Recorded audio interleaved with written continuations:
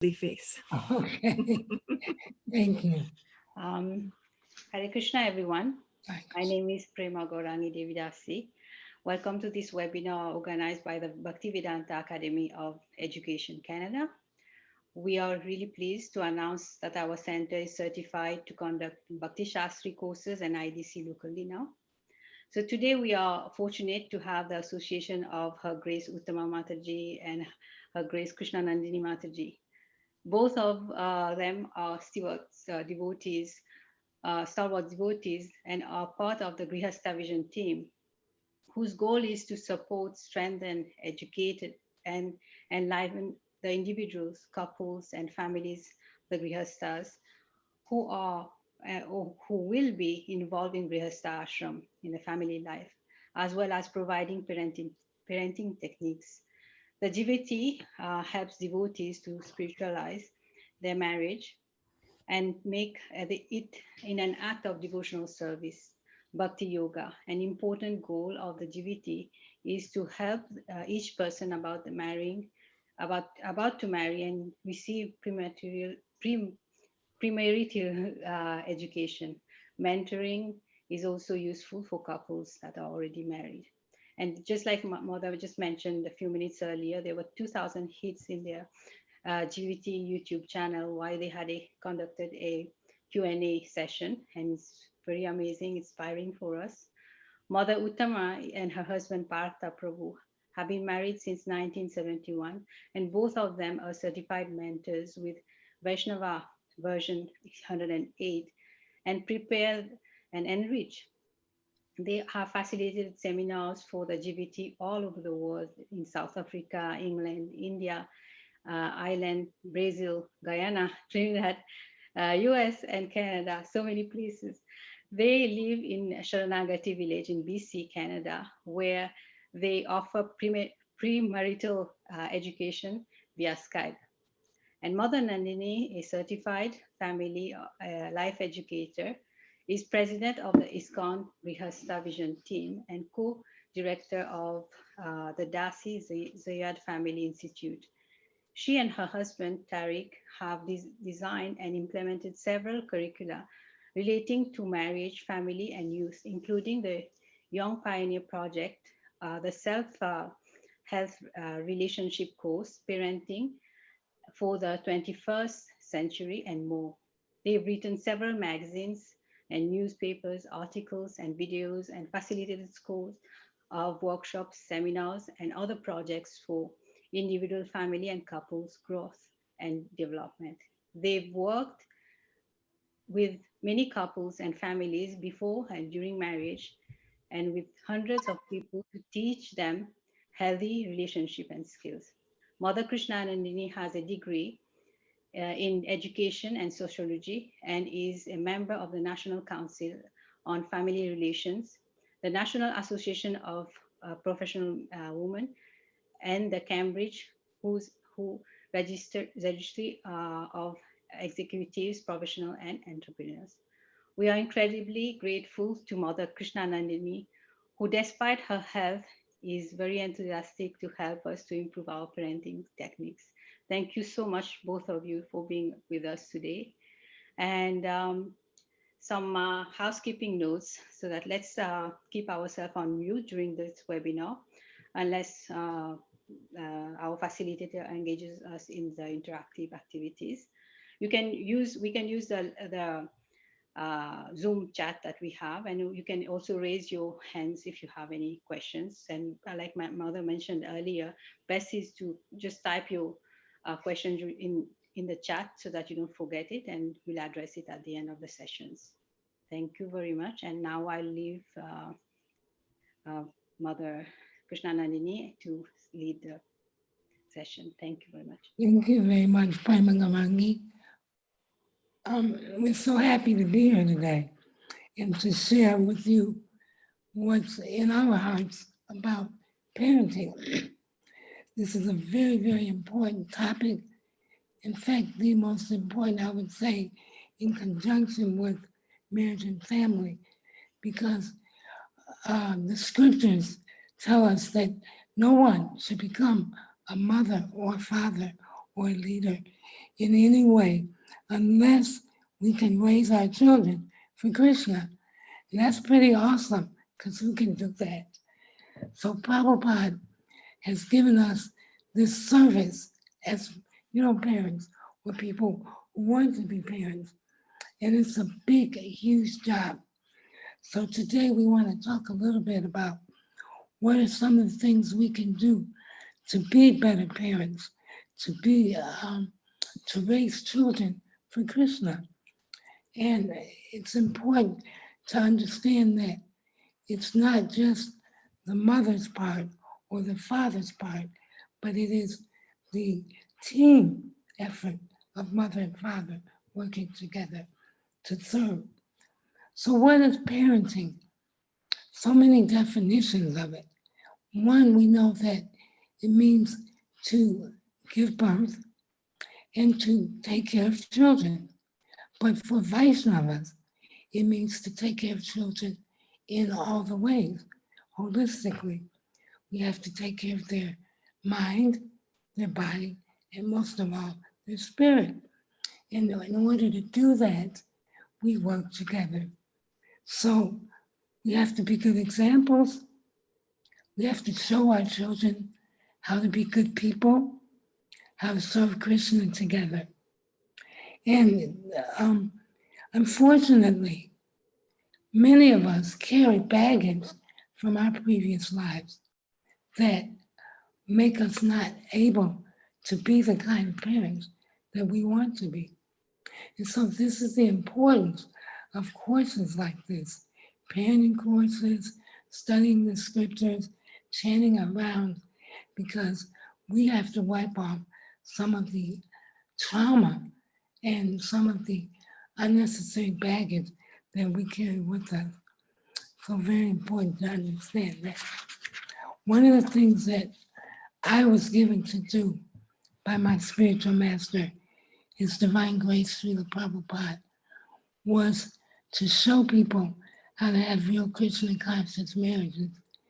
And I had to acknowledge Prema Garangi and others that I didn't know what a real Krishna conscious marriage was.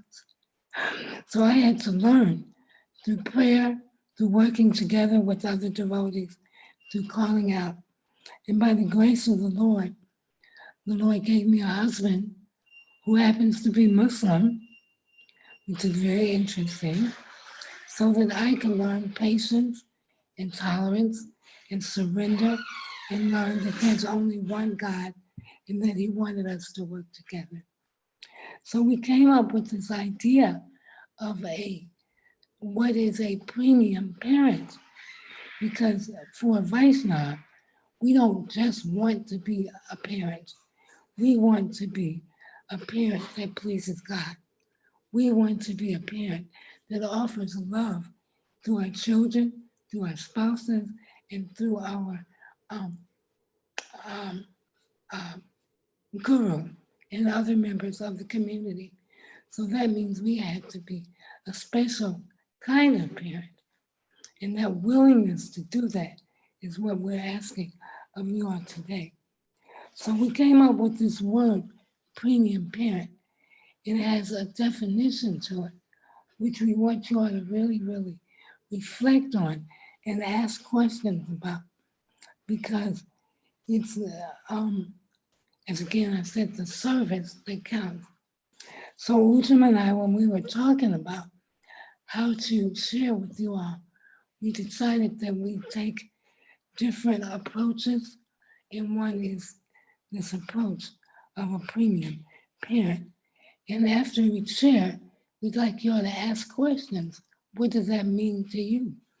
And how does that motivate you to be a premium parent?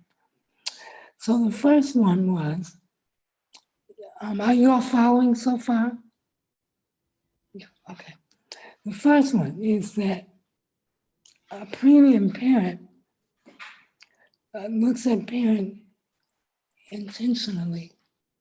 In other words, we're not haphazard in having children. We think about what kind of child do we want to offer to Krishna. Like when you make your offering, on the altar and you offer fruit, you don't want to just offer any old kind of fruit. You pick the nicest fruits, you pick clean fruits, you make sure it looks good to the best of your ability, you make sure it tastes good. So you have some intention about your offering.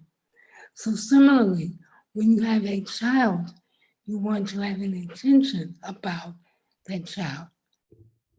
There's a story that's a real story of these a family who had daughters who are tennis players. I don't know if you all have heard of them, but they're Serena and Venus, and they're very famous because their parents did something unusual before they were born. Their parents decided that we want to have children who are great tennis players. That was their intention. It's crazy, but the father came home one day and said, we want to have children who are great tennis players. And everything they did after that was directed around raising the tennis players. Now, we don't suggest that you all determine the career of your children, but we do suggest that you think about what kind of child do I want? I want a child that's truthful. I want a child that's clean. I want a child that's compassionate. I want a child that is self-disciplined. I want a child that respects their elders. I want a child that has respect for Krishna and Prabhupada. So in my head already, I got that thought. And because of that, my activities that I do are surrounded. The company I put them in, how I talk to them, the foods that I serve them, all of that. So my goal when raising this child is intentional. That's one. So a premium parent is very intentional. Two, a premium parent exemplifies and models the behavior that they want. They don't just tell the children, oh, tell the truth. No, they show the child how to be truthful. And they apologize if they're not truthful. They say, honey, I'm sorry. I didn't tell the truth then, but I meant to. So they give examples of how to be truthful. The third thing is, Krishna and Dini, yes, were we going to go through them all or alternate discussing them, or how are, good question, Uchima. I'd like to break here now and let somebody share something that's on their mind, like based on what we've talked about. I guess what I was meaning was, were we going to alternate explaining each one? Yes. Yes. So we've talked about the intentional one. Yeah. We've talked about the example one. I'd like to say something a little bit more about that exemplary, how they exemplify and model the behavior they want from their children. Good. Yes, ma'am. Please.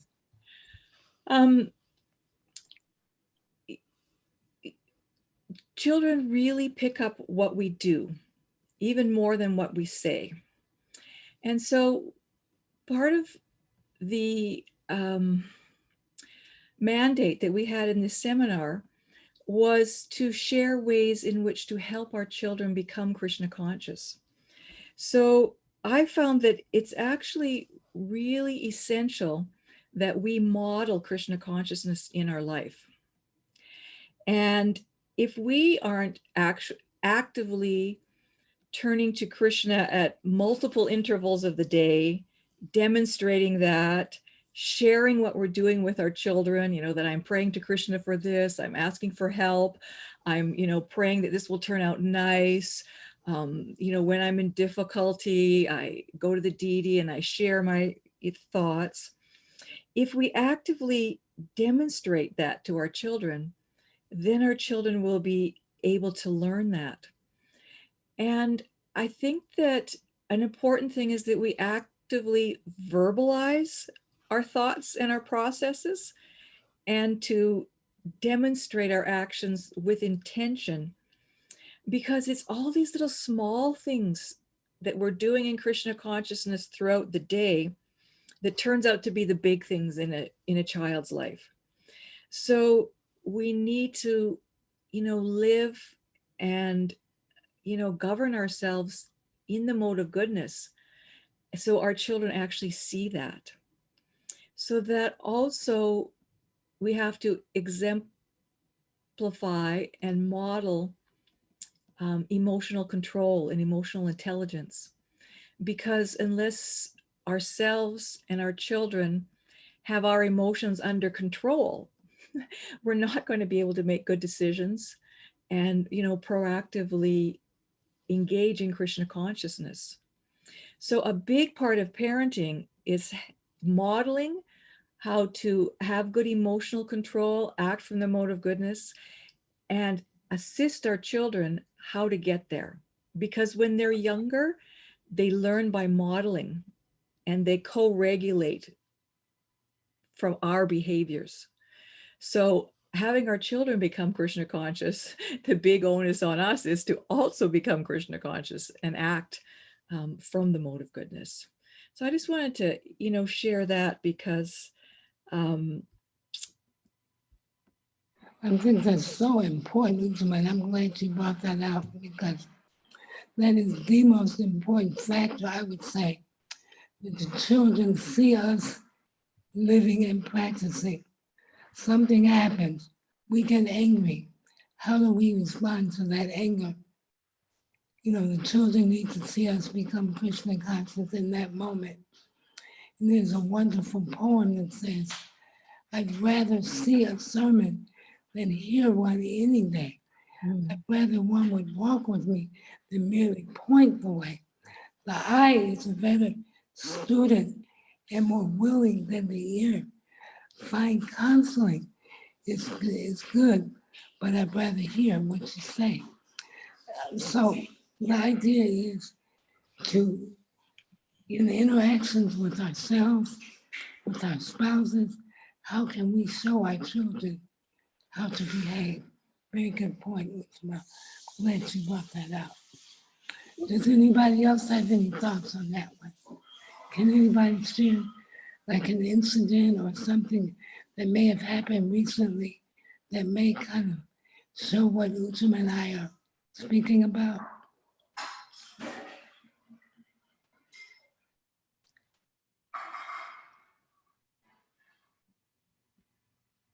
everybody's shy today. It's okay if you think of something, share it with us. Another point in being a premium parent is that a premium parent actually recognizes that all the children in their community. Hare Krishna Mataji, I had a question.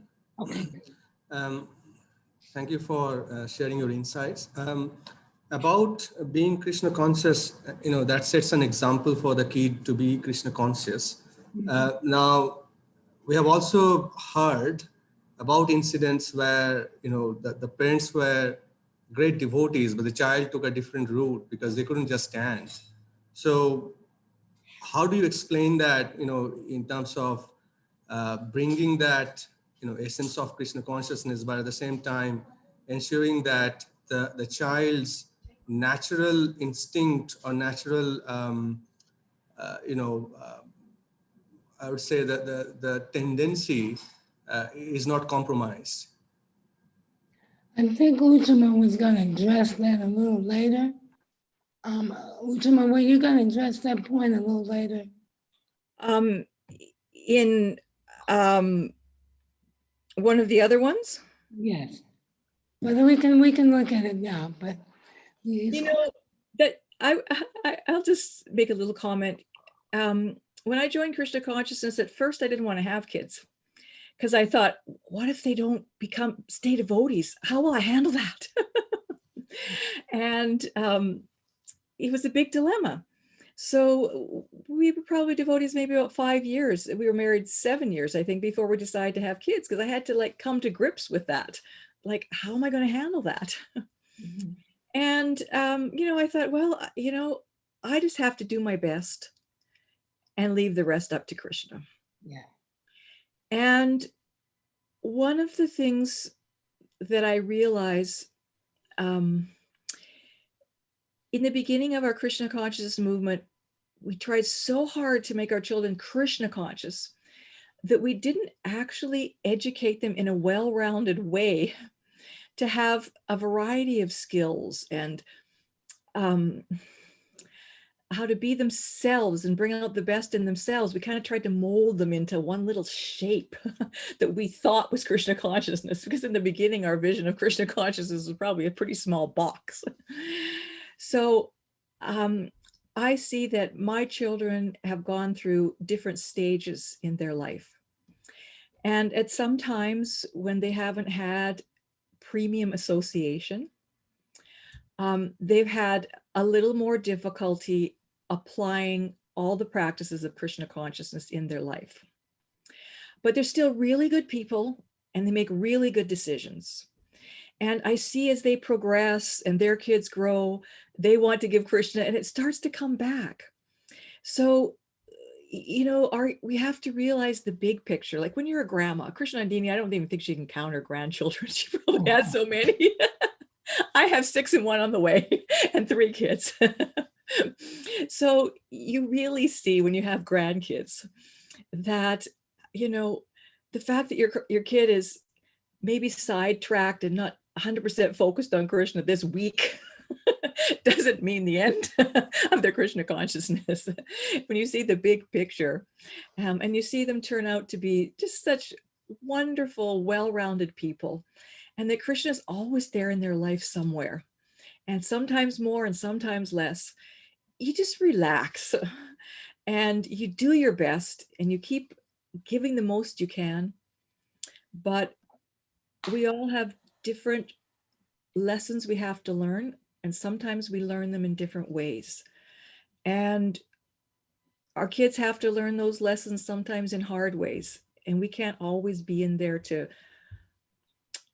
ease the lesson, and maybe we don't want to because maybe they won't learn it properly. So I think it's part of the big picture. Like you have lots of kids. What have you seen, Krishna Nandini? Well, I think that's excellent. Ultimately, I was thinking about our children are works in progress. They're works in progress. We haven't, like I said, seen the bigger picture. And Krishna wants their success. We always have to remember that Krishna didn't just throw us out there in the world and say, okay, you do this. No, he wants our success as parents, as spouses, as devotees.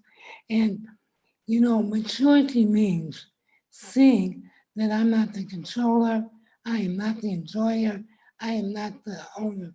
Everything belongs to Krishna. These children belong to Krishna. My grandchildren belong to Krishna. And as Uttama said, I do the best I can given the circumstances I have. And I say, Krishna, these are your children. The best thing is to be that good role model, to pray, to keep our sadhana as much as we can, to have fun with our children. You know, let them know that life is not always so intense and so extreme. You know, that Krishna is right there with us. And we love them enough to give them leeway to grow. That's how we've grown. That Prabhupada gave us a circle where we can grow. So this idea of trusting in Krishna, doing the best we can, praying for our children, and realizing that they are works in progress will give us relief. It's not on us. That's why Krishna told Arjuna to fight and then leave the results for him. So that's what we have to do as parents and grandparents also. So someone popped in the chat that when they were young, they saw their aunt doing sadhana.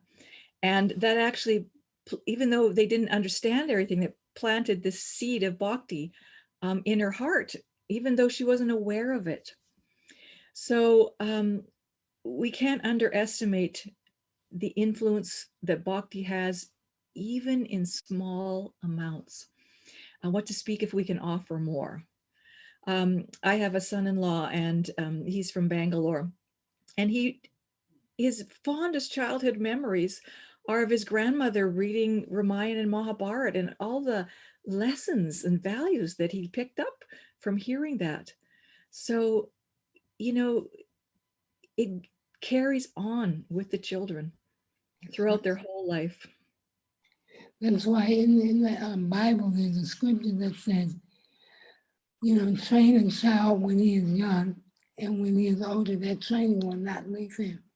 We may think it leaves him, but it's there. So very good question, Prabhu. Thank you very much. Any other question on that topic? Okay, another one is that we have to see our children as belonging to something much bigger than us. We don't hoard our children. They're not our property. We just get the opportunity to serve and take care of them on behalf of love. And that's how Krishna wants us to think of it. That our children are not our children. They belong to something much bigger, profound. And if we treat them that way, then we'll get better results.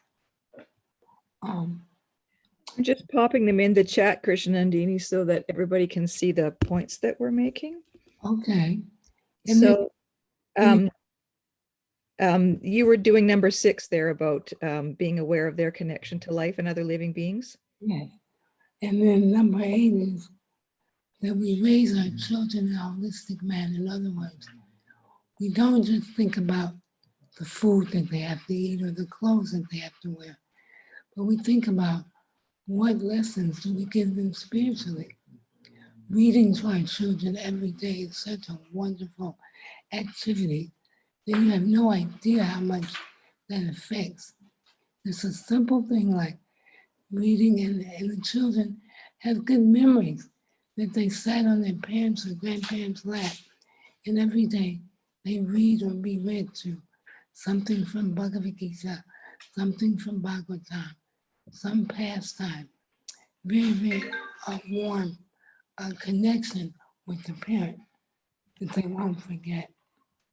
So the beauty of premium parenting is that it's just some simple things that you can do, but it's profound in the results that we have. So we ask everybody to choose to be a premium parent because it is a choice that we can make. And so I think, let's see, we wanted to have some thoughts from you all. Like how do you all do, so what are some of the things you do as a person designed to be on a different level of parenting? What are some of the things that you do? If you don't mind sharing. Rack your brains a little. How many parents do we have out there? We have 27, no, I would say 25, around 25 parents here. Okay, so share with us what something you do as a parent in your home that you think may bring good memories or good connections with your children. For us, I like the point that you mentioned earlier about reading together. This is something that we do every day. We sit down and read Bhagavad Gita or Srimad Bhagavatam together. Okay. I also like the point that you said we have to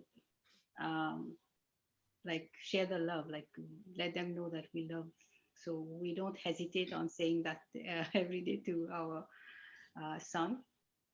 And we do most all the Krishna conscious activities together as a family. Like we don't keep it separate. Like the exemplifying by our model. So we make sure that we are chanting our rounds so that Dhruv, our son, can see, and then he will be inspired to do it. Not that we have to force him to do it. So That's right. like Good. like that. Anything That's a very important point, Pramagorangi, and that you enjoy, that your children see you chanting and that you enjoy chanting. Or sometimes if it's rough, they also see that too. Husband, you were going to make a comment? Yeah, just one more. We try to have prasadam together, and not separately or watching something, or just have it at the table, specific time and quality family time, and so that's something that also wanted to. That's very important. Very important. Thank you for sharing that. That's one of the wonderful aspects of family life that most people don't do nowadays. You know, my brother was sharing with me that every house he goes in, there's a TV in every room. People come home, take their dinner into their own room, watch their own TV program, and nobody talks to anybody. And he always remembers that we always ate as a family. And, you know, one thing that can be very nice to do as your children are growing up when you're eating is to give the children the validation that it's okay to make mistakes, and just to, you know, pray to Krishna and search in your heart how you can correct those mistakes. So sometimes when you're going around the table, you can ask your kids, so what was tough for you today? What did you blow? How did you fix it? You know, how were you able to overcome your obstacles? And you get excited on how they were able to overcome their obstacles, not saucing them out on what they did wrong. Because we all learn by our mistakes. There's no reason to chastise our kids for the mistakes. It's, you know, how to help them to fix the mistakes and to grow, because the material world is, we're all going to commit mistakes. It's one of the defects of the human beings. So that gives your kids such healthy self-esteem that we appreciate them, and we're just rooting for them to, you know, figure out how to overcome their obstacles and how to get through life. And it's amazing what we can even learn from our children. I was blessed with a wonderful son-in-law, and they lived with us for the first 8 years of their marriage. And, you know, I was one of those people that, you know, when obstacles come, you just kind of feel like, oh, forget it. I'm just not going to do that. You know, you just kind of want to shut down and go to something else. And I distinctly noticed that that might be a 1-second reaction with him.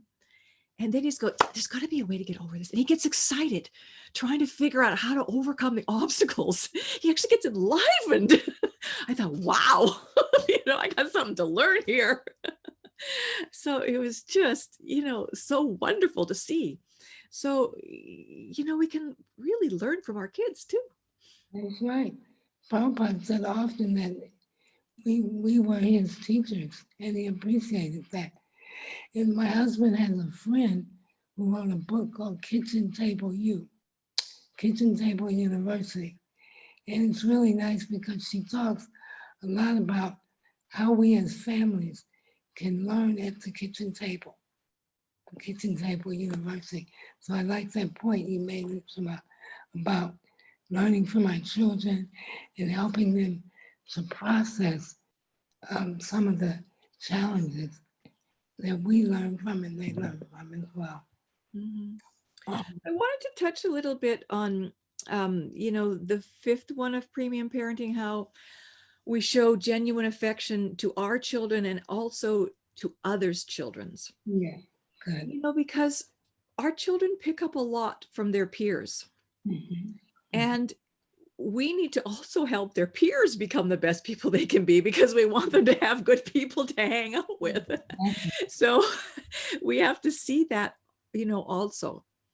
And, you know, just like Prabhupada would say that sometimes the mother would instruct the daughter-in-law by instructing the daughter. I used to find the reverse. You know, my kids' friends would come in and I could share something with my kids' friends that I was kind of like, didn't want to share with my kid because they think, oh, here's mom again preaching at me, you know.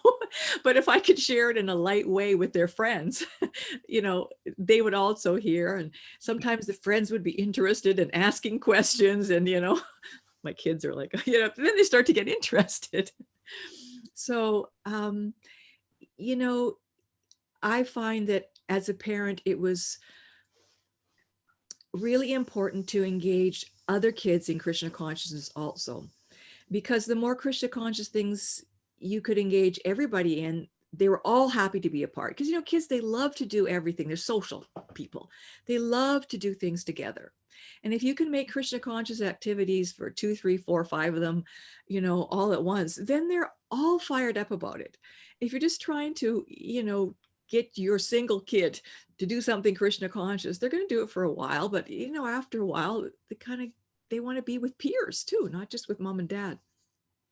So I found it was like kind of, you know, go in like a needle and come out like a plow. You know, it's just that you engage all of them. Yes. And your kids highly benefit from Yes. that. Very good. That's why there's such an important point in being a premium parent, because you have that vision how they include your community, your social networks. Very intelligent way to think about it.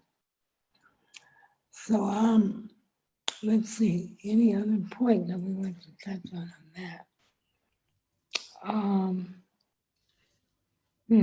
I wanted to touch a little bit on younger kids. Okay. You know, I've recently been studying a little bit, you know, the Dan Siegel's hand model of the brain and how the brain functions. Okay. So, you know, he does this hand model of the brain where it kind of looks like your head.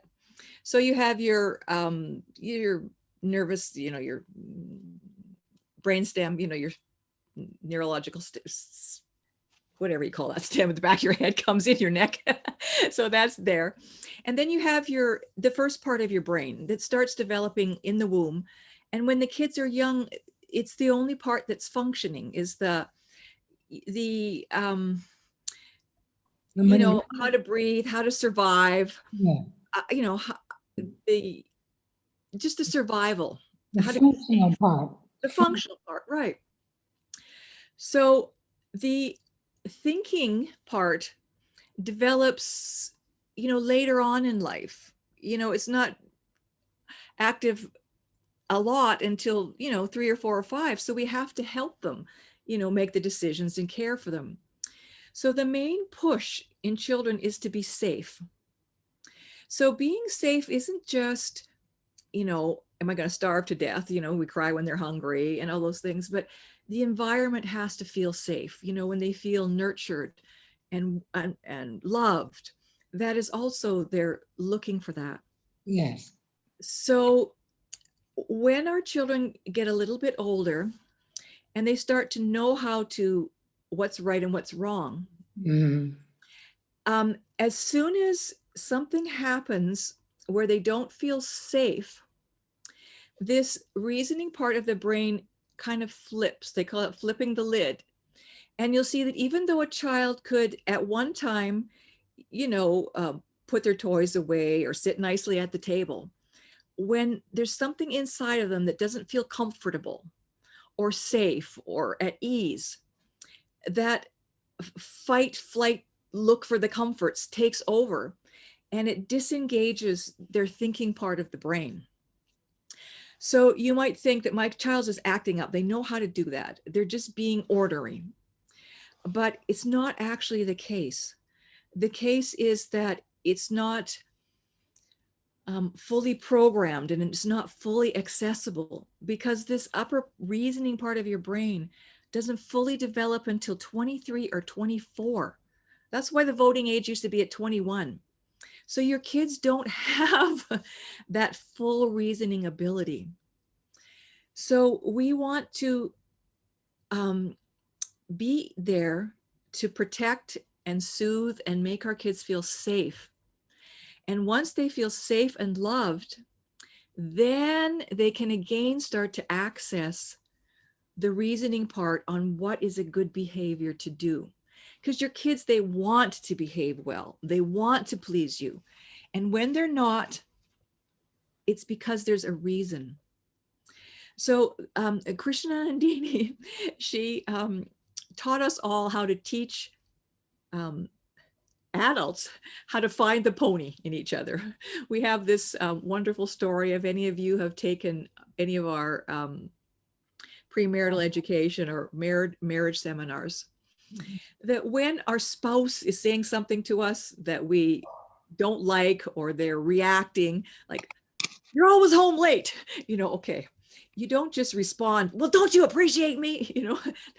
If you think about it, as parents, we do that too. The kid's complaining about something and we complain back, and then there's a big, kerfluffle in the room. But as parents, we need to model how to calm down and find the unmet need of our child and see why they are not responding well. There is a reason. So with babies, we understand that. The baby's crying, we look for the reasons. The diaper's full, they're hungry, they're tired, right? We get it.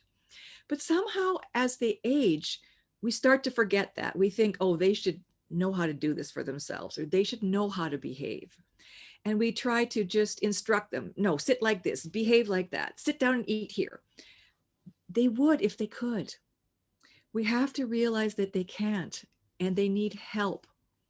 How to go from that, flip the lid state of mind, which is really passion or ignorance. They're not able to access that mode of goodness without our help. So we need to actually see that and to soothe them. Kids need to be soothed when they're misbehaving because they are unable to do it for themselves. So sometimes we just need to go over and sit down and ask them, what are you feeling? We have to look at it from their point of view. From our point of view, we're fried, they're not getting on with their day. They're not taking the bath. They're not eating their meal. That's our point of view. But we need to be compassionate and caring enough to come down to their level and see what is it that they need right now. And as soon as you take that moment to be with them and see what they need and help them brainstorm. Oh, do you need a little rest? Do you need to, would you rather just eat this, or do you want to have a bath now? And they can just do a little of those, and that will calm them. Then they can start to think and brainstorm with you what they need. Because if we don't model helping them regulate their emotions from us being in a regulated emotional state, they're not going to learn that. So if every time they're flustered, they come to us and we get more flustered, how are they going to choose the right behaviors when they're in difficult situations? So helping our children to become Krishna consciousness is a moment by moment, second by second, be there with them now job. And we might think it takes a long time, but the things that the kids want most from you is just to be there for them in their tough times. And when you are, they will grow up knowing how to deal with those tough times. So we can help them to see, look in your heart and see, is Krishna giving you any direction that you think would be good to take right now when you're not, when you're feeling upset? Is there anything you can do that could help the situation? You help the kids to develop their intelligence. So I see that, parenting is not the huge things that we do. It's those little moment to moment things where we help them to access Krishna in their heart. When we actually listen to our children, we have to listen to our children. Yeah. Each time I really felt your heart when you were speaking. I felt you were calling out for help for the children. That's a good point. Yeah.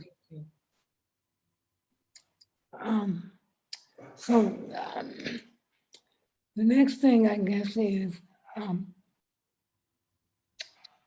we were going to share some activities.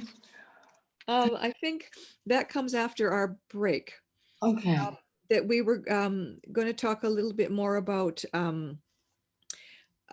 just in general how to help our kids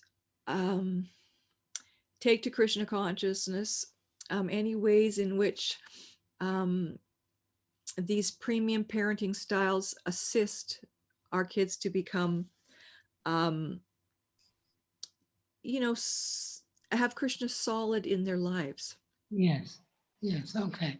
And then after the break, we were going to do parenting styles and different Krishna conscious engagements.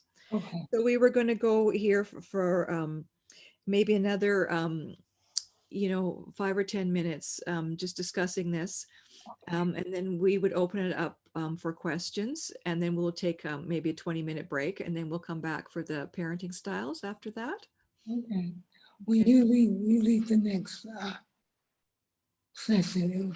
What was the next thing we were doing? Start us off again. After our break, we would do the parenting styles. Okay. Yeah. Okay. Are we doing the break now? In about 20 minutes. Okay. So we wanted to talk a little bit more about some of our personal experience then, maybe, which, I have 10 children that I've given birth to, and 19 children altogether with my husband. So it's quite a handful. And then, like Ujjwala said, I'd actually have to sit down and count the grandchildren. I think it's 20, really. But a lot of joy in my life, a lot of challenge, but a lot of joy too. And my youngest is 21, I think, Vishnu. And actually, right now, Vishnu probably may be the greatest challenge that we've had, the youngest. And one of the things we learned was not to take everything so personal in raising these children, because again, they're works in progress, and Krishna knew what to give us, what we needed to grow, and so we have to think about it like that. One of the things we're learning from Vishnu is that, to approach how to deal with him, we approach him differently than the other children because he's had different experience. My mother lived with us for the last 4 years of her life, and she had a mental health issue, which was very, very challenging to our family. And it caused some great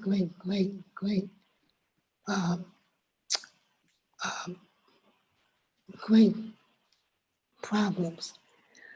But by the grace of the Lord, we're grateful that Krishna allowed us to do the service of caring for our mother because she's a devotee.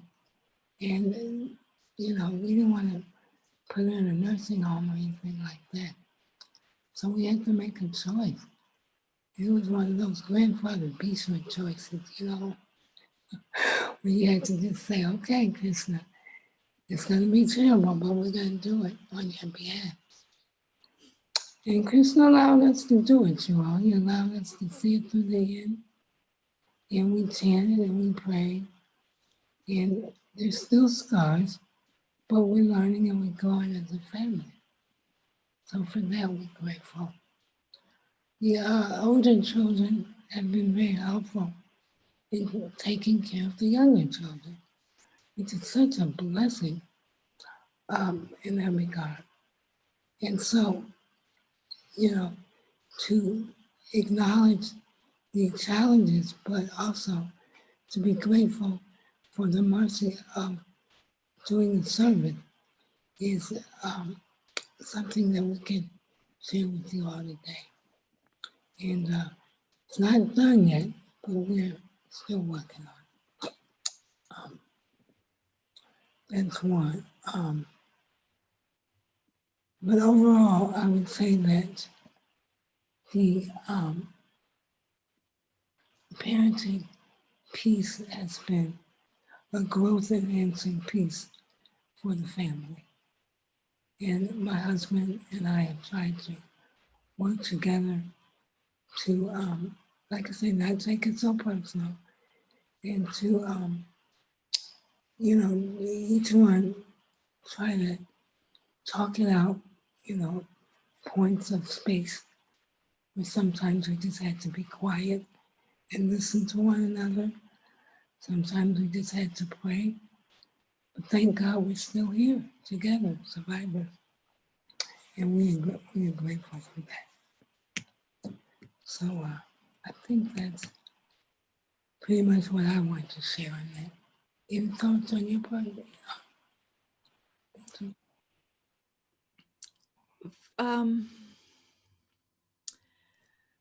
I saw in the expectations that the participants shared when they registered for the seminar was people are just feeling a little uncertain if they're giving their children, the most they can give them to become Krishna conscious. And they're worried that, maybe are they giving them the most they can be to become Krishna conscious, and afraid of making mistakes. And I would just like to reiterate that to kind of relax and be your Krishna conscious self and let that shine through. And your kids will pick up on it. The other thing is on almost the opposite side is that we want to be very intentional and share the process of Krishna consciousness with our kids verbally, because sometimes we think they understand what's going on, but they don't. I remember one of the girls in our school in Saranagati, she was probably 9 or 10, maybe 11. And she says, "You mean Lord Chaitanya is Krishna?" Like she knew Lord Chaitanya is God, but she didn't quite put together that Lord Chaitanya is Krishna. So there's so many little aspects of Krishna consciousness that we just assume our kids pick up because we understand it. So that's really the benefit of having our children, go to group. You have Sunday schools in Brampton where, there's a curriculum that kind of, teaches these basics bit by bit, because it's kind of hard with your own kid to sit down and, do this Krishna conscious curriculum. Okay, this is God. And, it's like, okay, mom, it's like a little tough. But I think the way to do it is just at little intervals, like expand, like helping your children in the morning to realize that God is a person. And just like you come and say, hi to your dad and, Haribol to your mom when you get up in the morning, you just don't get up, eat your thing, go out, not say hello to mom and dad. We teach them to be respectful human beings and say hello and be polite. We also want to teach them that Krishna is also a person in our house. In the morning, after you take a bath, go to the deity and just say, good morning in our Hare Krishna style, like Hare Krishna, Namo Vishnu Padaya, offer some prayers. And, pray to Krishna that, please help me in whatever I need to do today and make it for you. And teach the kids from a young age that what they're doing, every part of it, is for God. And, before they go to bed at night, also, go in and say, good night to the deities. And here's what I did today. And here's an obstacle I have. And Krishna, please help me with it. And, just having that personal relationship with God, because they have to actually experience Krishna consciousness. It can't be just something in the head. Yes, it may be part of the lifestyle. And when they're young, Krishna is kind of a person to them. So we have to foster that. I remember Gopal Krishna Maharaj once saying, every kid under 5 is a pure devotee. It's how to keep them that way, right? Because the kids are just naturally attracted to Krishna when they're young. So I think we have to consciously fan that attraction. Yeah. And instead of, rotely chanting rounds, sit down and show them how we actually focus and we listen. And not to focus on how many rounds you're chanting, but at the end of it, my mind spaced out quite a bit. How was yours? You just be honest, like I had to bring my mind back quite a few times, and just give them hints that you're also working at it. And when they chant, their mind is also going to, wander. And, just ask them, what do you use to bring it back? You can say, well, I just start chanting a little louder and then I focus more. Or like, you can ask them, what do they do to help them hear? So that it's an active process for them. And so I know that for a while in the morning, we saw that some of the teenagers, they love kirtan, but they have a hard time with japa. So I started an early morning japa session before school. The kids would come up, and because all the kids were coming to the program, they were coming because they wanted to be with their friends.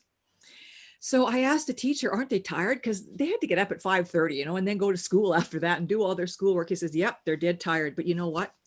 They function so much better because they've chanted Hare Krishna and they've had a focus on Krishna.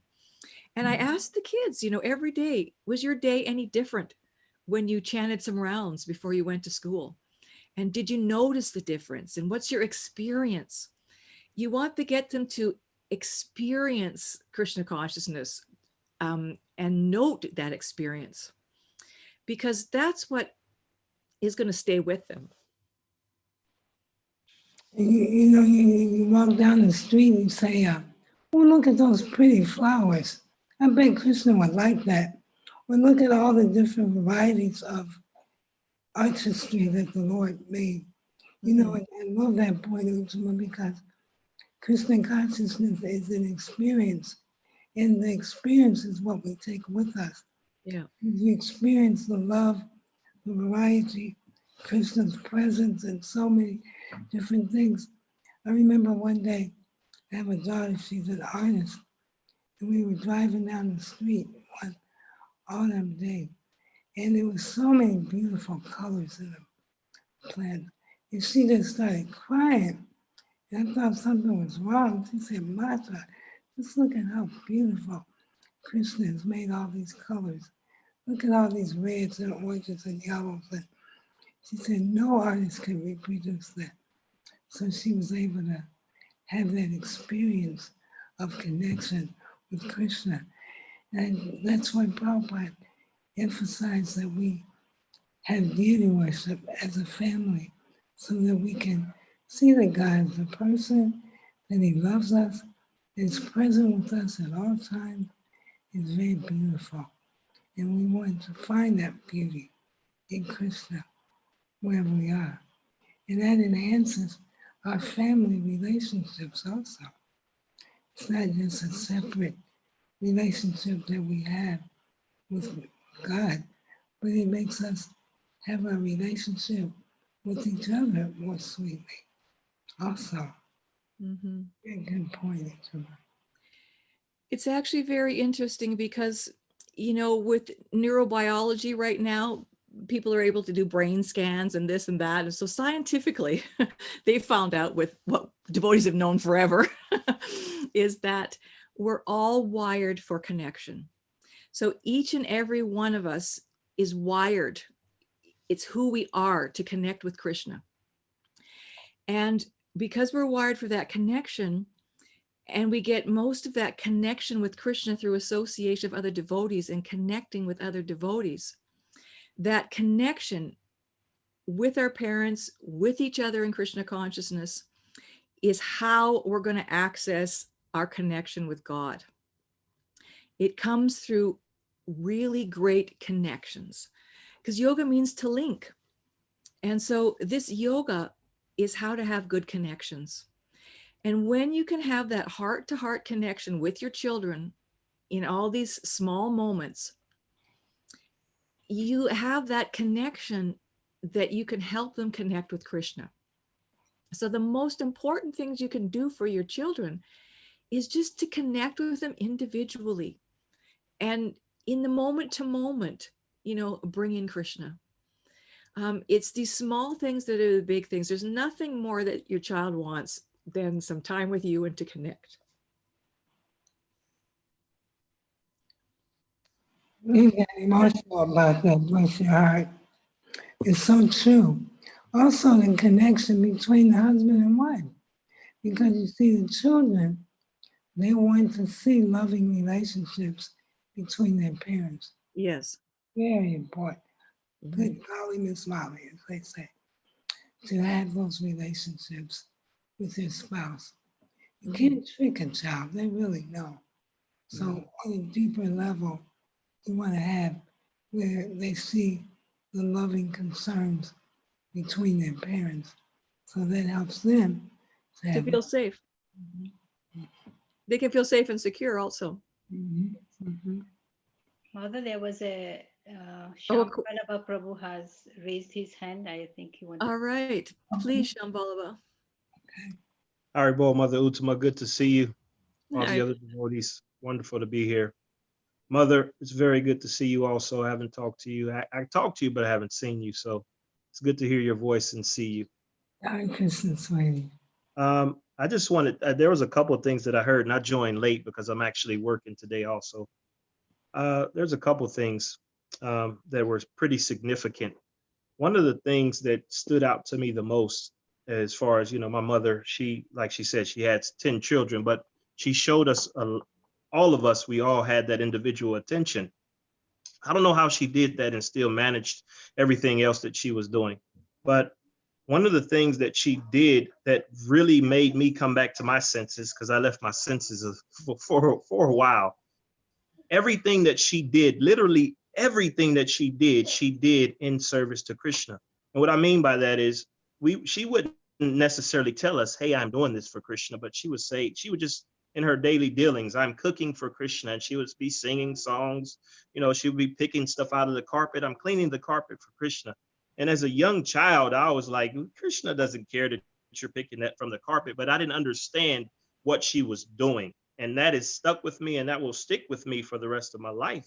That's one of the reasons why everything that I do, I think about, what am I doing this for Krishna, or am I doing this just to please my material self? Because she showed me that practical example. In school, she homeschooled us. So our curriculum, you mentioned the curriculum, it was tailored towards Krishna consciousness. One of our classes was to learn Bhagavad Gita verses and, not just be able to recite them, but actually understand them. And she made it fun. Our games we played were tailored to Krishna consciousness. So I would say, and I'm going to cut it short, I don't want to go on forever. The practical way to teach your children about Krishna consciousness is to see them see you being that example, to let them see you living the Krishna conscious life. It's not about just saying you should do this and this is this and that. Show them that Krishna is really dear by you living your life that way. And she did that. It was because of her that that there was nothing that would make me give up Krishna consciousness, because of the example that she showed.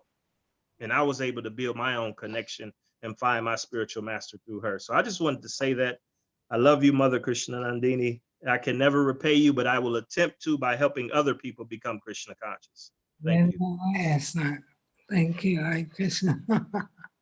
There's a question in the chat that asks that we express to our child that Krishna is supreme and will take care of us. But when they face challenges, their trust might dwindle because they might think, oh, Krishna's not taking care of me. So how do we help them to understand that Krishna has a greater plan and keep their faith firm?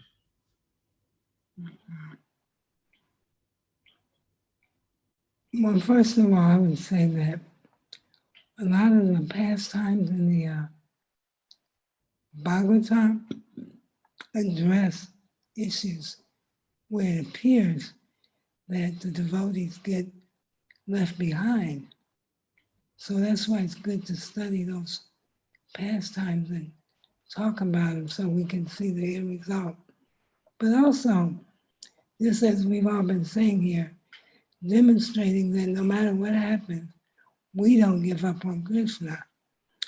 I was just thinking earlier today, I was in the bed, I was saying to Srimati Radharani, Lord, please help me to be able to get up, Srimati Radharani. And she did, bless her heart, because it was really hard to get up today. And but just having that faith that by prayer and doing it, I could do it, she helped me. So I think it's showing our children that no matter what, we have trust in the Lord. And whatever he does, it's all good. He knows so much better than we do. And for us to have that steadfast faith in Guru, in Krishna, is a demonstration to the children. What would you add to that? I think that we need to let the children know that we are in the material world and there will be challenges. It's not that just because Krishna's in their life, our life, there'll be no challenges and no difficulties. There's challenges and difficulties for everybody in the material world. But if we take shelter of Krishna, it will be easier to make it through those challenges. And that this challenge has been sent to you by Krishna because there's something you need to learn. So what is it Krishna wants you to learn? Let's just sit down and think what it is we have to learn because of this challenge and flip it around to make it a learning experience. And what do you think Krishna would like, how would he like you to behave in this situation? So that it's like a constant teaching of helping them to access Krishna and access the lessons that they need to learn in this life to go back to Krishna. And we shouldn't give the impression that it's going to be easy, but that we have help. And having help makes all the difference when you're going through something. Good point. Good point.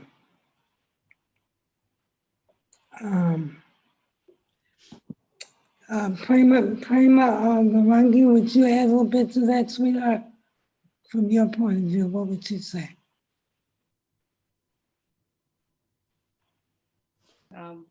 I don't think I have the experience to share on that much. Okay, that's fair. What about you, gentlemen?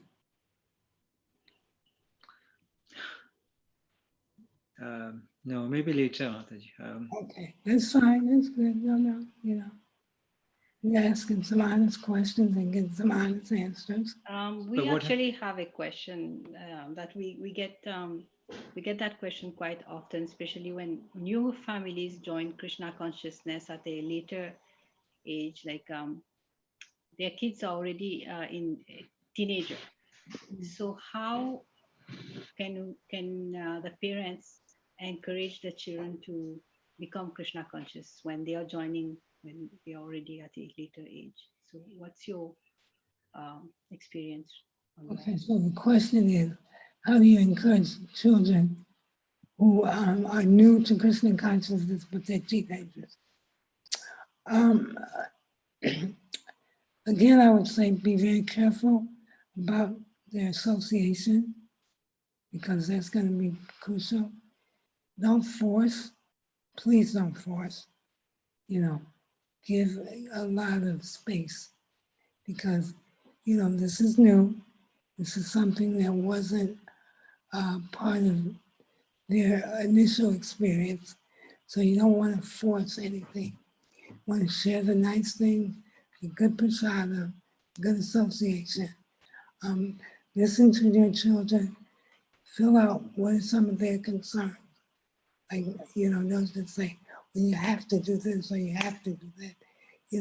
See what some of their challenges are and really, really listen to them. Another thing is to pray, to ask the Lord for guidance, because Krishna is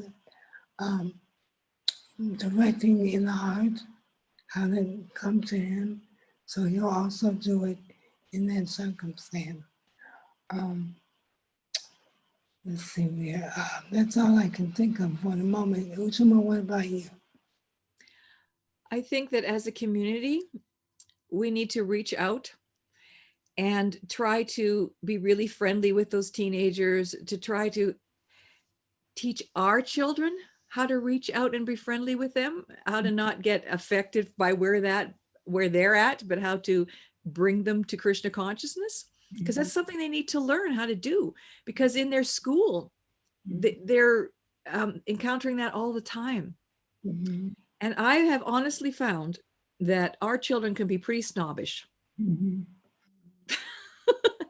And so we need to teach our children how to stop being such snobs and to reach out and help other people come to Krishna consciousness. And as soon as those teens experience friendship, that's all teens want. They'll take the Krishna consciousness along with the friendship easy as anything. So just somehow or other, get them some friends, that are going to uplift them. And to be encouraging to them also, because we have no idea how many teens don't have people in their lives that are rooting for them and that they're just there for them and going to understand them and help them. So, reaching out and helping other teens in any small way can just being fine. just can be the way to make that first step, and it can completely change their lives, because they may have terrible association out there in this material world. Most people do. Yeah. And so, you hear these stories of all these great people, and they all have this one person, some teacher, some mentor, some parent, who just changed the course of their life for them by that person reaching out and caring for them.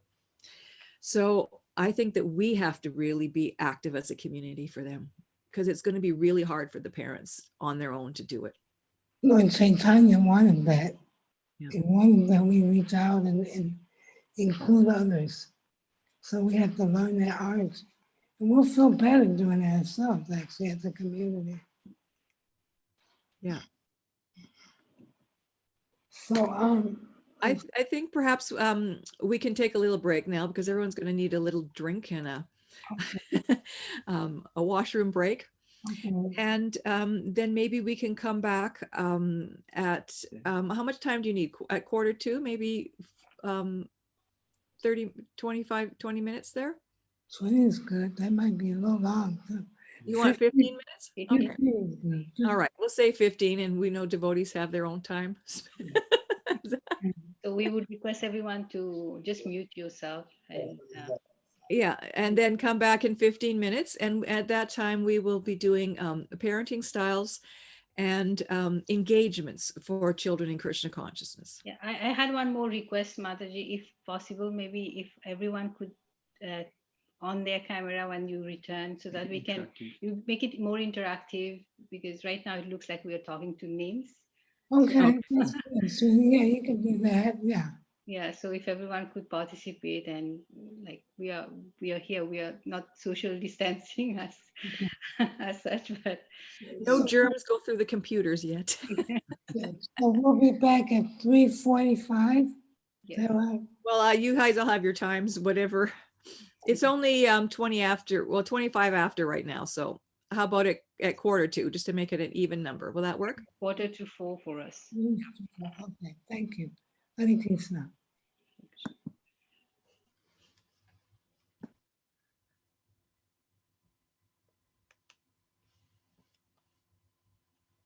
Different. Yes, I'll do that, and then you go into more details. Okay. So, Hare Krishna, everyone. Most of us tend to have a particular parenting style that we grew up with, the way our parents handled us. And generally speaking, we tend to handle our children the same way we were dealt with. But we like to ask the devotees to look at these styles and come up with a way that gets the most loving and effective way to raise our children. And now the 4 general styles that we identified. One is called the authoritative style. That's like the army captain. Do what I say when I say it. That's authoritarian. I'm sorry, authoritarian. And gives very little room for input from the children. It's usually not much communication, and the parents are generally inflexible in the way that they relate to the children. Then there's 2 that can be separate or distinct, but we put them together, which is called neglectful or permissive, where there are little or no rules in the family. One may be warm and affectionate, but still there are no rules. They allow the children to do what they want, when they want, thinking this is love. And there's usually no structure or boundaries. So that's called neglectfully permissive or just permissive. Then there's another style where the parents are strong, yet gentle. They're warm and affectionate. They listen to the children. They encourage participation from the children. The parents are firm, kind, and reasonable. Now, there's different results that we get when we deal with these styles. You would imagine that if you are authoritarian, yes, you may get children who are obedient, but they're likely to be depressed. They blame themselves, and they are not especially happy children. Now, when you have the neglectful parents, you would expect the children tend to be less happy. They have inadequate social skills, and they're not good at making friends. Okay, so now when you have the authoritative, you would expect the children to be successful, to express themselves well, to be intelligent, and to be liked by their teachers and peers. So we have 3 main categories of parenting styles. You want to choose the parenting style that gets the best result. So, Ushima, you may want to define that a little more, sweetie. Within the neglectful ones, there's one that's neglectful, just neglectful, and there's another one, but they're cold. And then there's the neglectful parenting style where they're warm. And usually the parenting styles that are neglectful is they feel some shame in being authoritative, or they don't know how, or they think they won't be liked if they're, don't give firm instructions. But we actually see that kids do very well with structure, but not with cold, harsh structure. They need regulation, but not too many rules. So if I was to give you a visualization of each parenting style, I'm going to describe one little role play, and you can tell me which one of these you think it is. Now, just for ease of identifying, we sometimes describe authoritarian parenting as brick wall, my way or the highway, right? With the neglectful parenting, we kind of call that a jellyfish because they kind of don't know which way to go, what to do. So there might be the loving jellyfish, the warm one, and there might be just the plain old neglectful jellyfish. And then we have authoritative, which they have some backbone. They listen to the children, but they're firm with their limits. So the tagline for that might be, the kids always get their say, they get to be heard and, taken into account, but the parent ultimately gets the say. So they may not always get their way, but they always get their say. So here's a little scenario, and I want you to tell me which one it is. You can just pop it into the chat. So there's a child and they want to go to the park to roller skate. And so the child says, my friends are going to the park. I want to go with them. And the parent says, you have to do the dishes. You can't go. And the child, as usual, but my brother doesn't have to do the dishes. It's not fair. And the parent says, leave your brother out of this. Get there and start doing the dishes. Why do I have to do the dishes when my brother doesn't have to? Because I said so. I'm the boss. Okay. So is this brick wall, jellyfish, or backbone? Let's just pop them in the chat there. Which one of these is it? Yes, we got a brick wall, another brick wall. Right. All right, that's the brick wall. Here's another one. All right, same scenario. My friends are going to the skate park. I want to go with them. Oh, that sounds like fun, sweetie. But didn't we talk about you doing the dishes tonight? But my brother doesn't have to do the dishes. It's not fair. I guess you're right.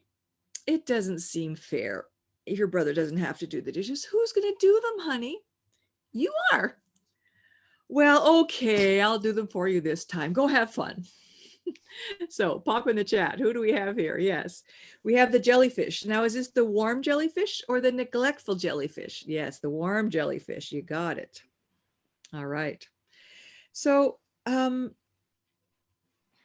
just going to describe to you the difference in jellyfish. I'm going to tell you this one is actually the other jellyfish, and you'll see the difference between the two. My friends are going to the skate park. I want to go with them. Shh. I'm watching my YouTube. Shh. Mom, did you hear me? I said, I'm going to the skate park. I heard you. What about the dirty dishes? I don't know. Ugh, whatever, just leave me alone. Okay, so that's the difference. It's still the jellyfish. They don't really give the firm limits, but there's no warmth either. And so here's the last one. My friends are going to the park to skate. I want to go with them. The parent, I thought it was your night to do the dishes, but my brother doesn't have to do them. It's not fair. I know you don't think it's fair that you have to do the dishes and your brother doesn't. Yeah, why does he get away with no dishes? Well, your brother has other chores that you don't. So go ahead and do the dishes as we had agreed. And tomorrow night at dinner, we can discuss if you'd like to perhaps swap for another chore if you don't really like dishes. So just do them now, and then you can go off to the skate park. So this is pretty obvious. Which one is this? You can pop it in the chat. This is your authoritative. Yeah, your the backbone one. So you can see it's vastly different, and the child is still respected, heard that they're going through some difficulty, I'm feeling this social pull and I don't want to do the dishes, but the parents, helping them to stay responsible and going over it, but they're still staying firm, so when you have, we need to be flexible with our children, but we need to decide first if we can become flexible before we give the answer. Not that we just say no and then we realize we can be flexible, because we want the children to understand when we say no, don't bother with a tantrum. We've said no. We can discuss it, some tweaks for later or whatever. So we want to take a little time and decide, is this negotiable? So maybe you want to discuss it with the child, okay, what's the problem here? This, that, can you tell me more? And then if it's something you can negotiate. But if you have to make your firm limit, then just state why, and that's that. So that's authoritative.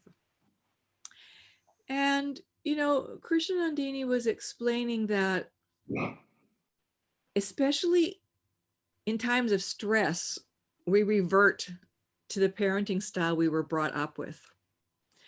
But the good news is that it doesn't matter how you were parented. What matters is the predictor for good parenting results is if not whether you had good parenting, but if you reflected on the parenting and you made sense of it. So we're trying to give you an opportunity to reflect on the parenting style you were brought up with, how it worked, how it didn't work for you, and how you want to be proactive and parent. And so that's the predictor of good parenting, is if you made sense of your parenting, how it worked and how it didn't. And we're all going to blow it.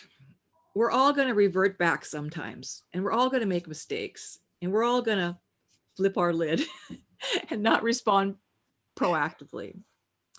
But you know what? We can repair. Just like we teach you in marriage seminars.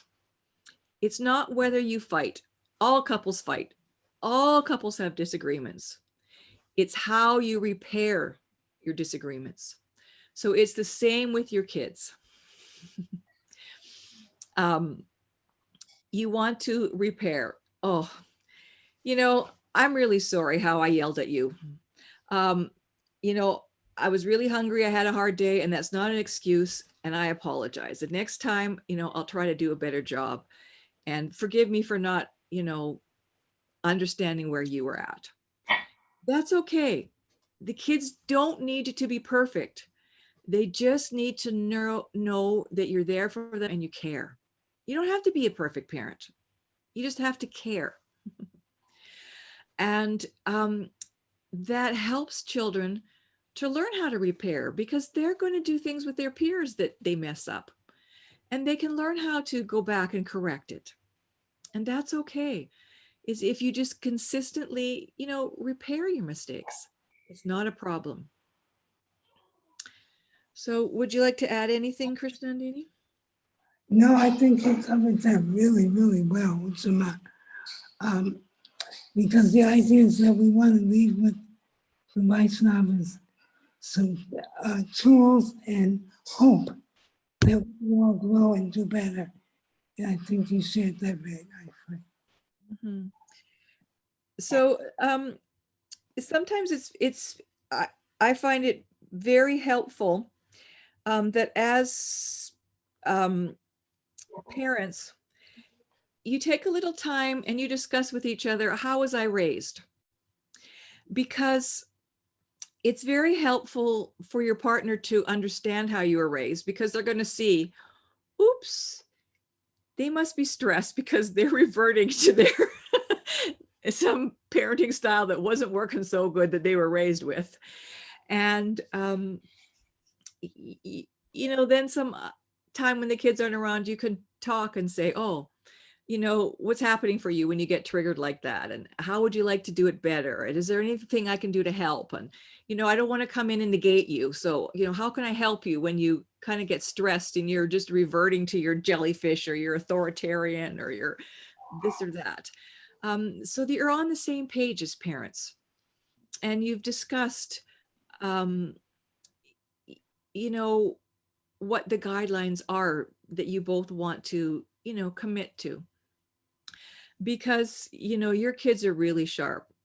They're going to see the loopholes. If dad's not going to get it to me, but I can get it from mom, I'm just going for mom for this. And I'm going to go for dad for that. If I want pocket money, I go to dad. If I want to see what I'm going to eat, I go to mom. It's like they learn, who to go to for what. So it's really good to consciously parent, to have that discussion and discuss how you are going to help each other when you're triggered, because we're all going to get triggered. And I want to tell you something about kids and tantrums and misbehaving. No kid ever died from having the tantrum for 5 minutes longer. Cool yourself down first. You don't have to deal with it this second. If you can't respond in a mode of goodness way, shut up. Just collect yourself first. Take that break so that you can role model a proactive way to behave. And so you can be there for your child to help them soothe themselves and see how they can make a good decision on how to deal with things. So you don't have to respond instantly when a kid's freaking out. Take the time to figure out what's best first, then go in there. Your kids aren't going to die, I guarantee it. If it's too loud, put your earphones on while you're thinking, put your headphones on and just think about it. Take a few breaths, do whatever you have to do, and then deal with the kid. And I would say too that surprise your children sometimes. Don't always act in the same way. Don't let them know when you're going to do it every moment. Like whereas before you might have, hollered or screamed. Just say, okay, I think I'm going to take a walk. I'll be back. That'll throw your kid for a loop. Yeah, we can surprise them. It's fine. Does anyone want to pop in a few quick questions about this before we go on to anything else? We'll just take any parenting. I have a question. Yes. As the kids grow up, let's say they become teenagers, they start to take their parents more like friends. So how do we draw the line? Where do we draw the line and have that healthy relationship between being authoritative and as well as friendly with them?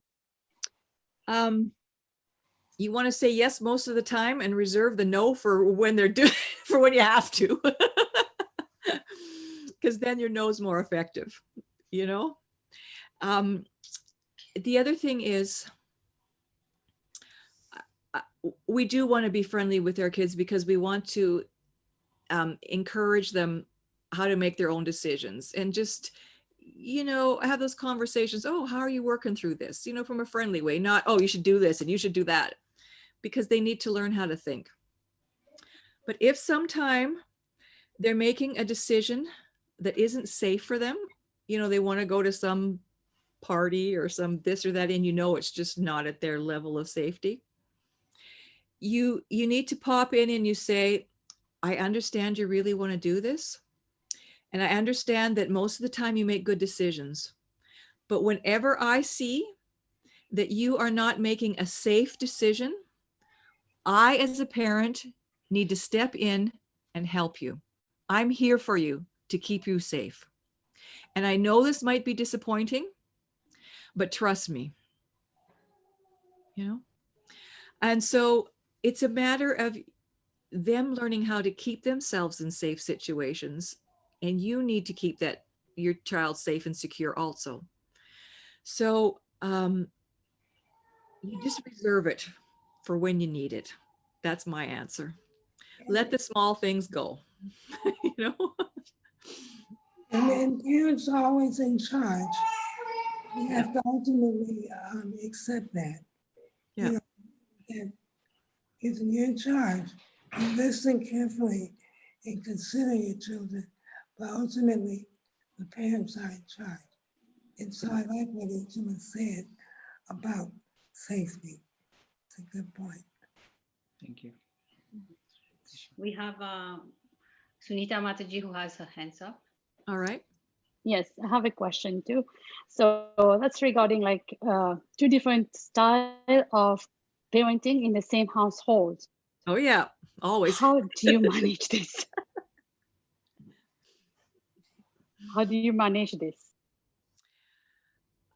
By having a discussion with your husband and saying, I respect your style. It depends, what are the styles? What's yours? Mine is a jellyfish, but I think my husband Babu, he's more like the other type of jellyfish. It's like, okay, if you don't do it, I'll do it for you. Don't worry. Like, I'll get my piece from you as long as you let me do whatever you want. So if, for example, I have my daughter, she says, oh, I want to go for a sleepover. Or right now, she's an adult. She doesn't ask that much. She just lets us know. But when she was a kid, she would say, oh, can I go for a sleepover at XYZ? And then we'll say, yeah, I would say, yeah, I need to know where, who, when, what, how long, and stuff like that. For him, it will be, okay, fine. What time do you want me to pick you up? What's going to happen? He doesn't really care. So I guess maybe for me, it's like how I was, as you mentioned, like how I was being raised by my parents, and how he was raised by his parents, right? So it's more kind of arguing in that way. Okay, if you want her to do whatever. So some other example I can give you is that it was her birthday recently, like a couple of days ago. She got her present and she just left it there in the kitchen, sitting by the chair. So she looked at the gifts, put it back in the bags, and it's been sitting there until like my husband took it up to her room. And I said, why did you do that? Says, well, if I don't do it, somebody else won't do it. So I'll better kind of clean up after her. So that for me, I don't agree with that style, but he will do it. Mm-hmm. See, that's the thing. Like I get upset sometimes. I say, you cannot always be cleaning up after her, but that's my problem. Do you want to answer that, Krishna and Dini? Slightly, and then you do it more. You have to figure out, Jim, what kind of results do you want? What do you want? What kind of child are you? I want her to take some responsibility, right? So you just cannot take it for granted. Like she's a very good child. Don't get me wrong. It's just like, those tiny little things that I wouldn't appreciate if somebody came and gave you a gift. You just leave it there. Like, just take your time to clean up. Take your time to kind of, I don't know how to mention that. Do what you think. For me, it's what I think is right. For her, maybe say, okay, I can do it later. But you can share that with Why her. should She's I an do it so adult. You can share that with her. You could say, I don't know if you noticed, but I would really appreciate it if you could take your bag up. Don't put her down. Just say, I would really appreciate it if you could take your gifts to your room. Okay, so so right now it's like more kind of the parenting way, right? So should I have said something to my husband saying, okay, don't go and drop off the items upstairs, or I should have let it go like that? What do you suggest in that case? Like I can take that as an example for next time. Well, I would say that if you would like a different action from your daughter, then just request it in a nice way. You don't have to wait until your husband just does it. Like you wanted her to take it up, but you didn't also tell her that. Right. So, you don't have to sit there being the victim of her, neglectful behavior either. Mm-hmm. And neither do you have to be rude to her, nor do you have to be demanding. You can just say, I would really appreciate it if you could take your present to your room. That's all you have to say. Then she won't be shamed. You've gotten your need met, and she doesn't experience shame. And she learns that other people have needs too. It's not just her that has needs. Yeah, makes sense. Thank you so much.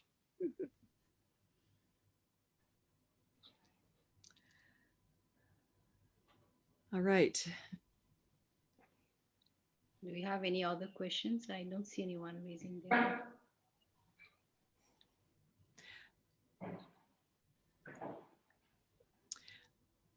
hand. Okay. Oh, I see. Mine's somehow gone on mute. Is that what it is? Oh, Um, somebody else has- oh, no. Okay, there we go. All right. And I'm gonna have to be taking my leave, I think, in a minute or so, yeah. All right. But this has been wonderful, and I really, really am grateful to all the Vaishnavas for being able to share. Thank you, Krishnandini. Your insights have been invaluable to us. Thank you so much, Thank you, Mataji. Mother. Thank you, Mataji, Thank you for so much. giving us your time and association. Hare Krishna. I'll see you next time, Madam Mercy Krishna. All right. you. Thank you for being honest with your needs. I Okay. appreciate that. Thank you. Hare Krishna. Hare Krishna. Hare Krishna. All right. I thought maybe we would switch over to brainstorming different ways in which we can inspire Krishna consciousness in our children at different ages.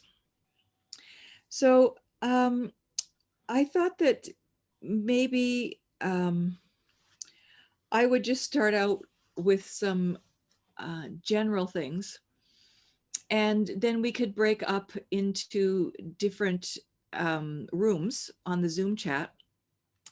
And we can all share different things that we've done with our kids that really inspired them in their Krishna consciousness.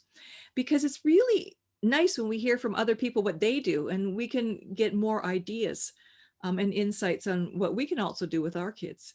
Because, you know, it does take that village to raise the child. And so to hear how other people are successful is really encouraging.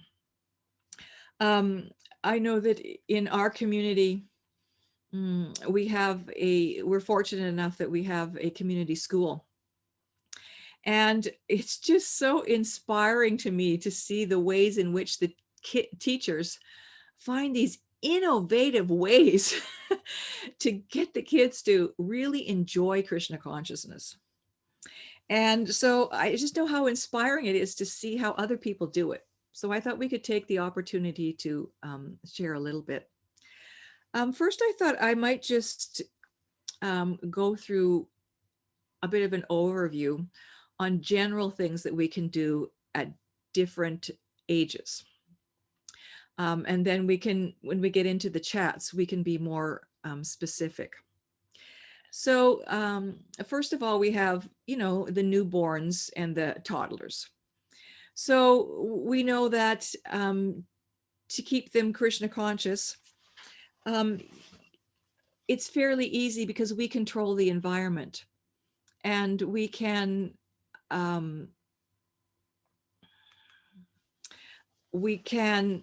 you know, play the Krishna conscious music in the background.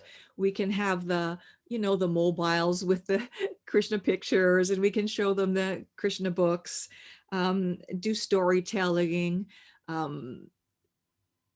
have them present in kirtan, give them something to shake, you know, introduce them to the deities. These are all ways in which we share Krishna consciousness with the kids. So when they get to be, you know, preschool age, you can add on, you know, the dramas, the little puppet shows, them dressing up as different characters.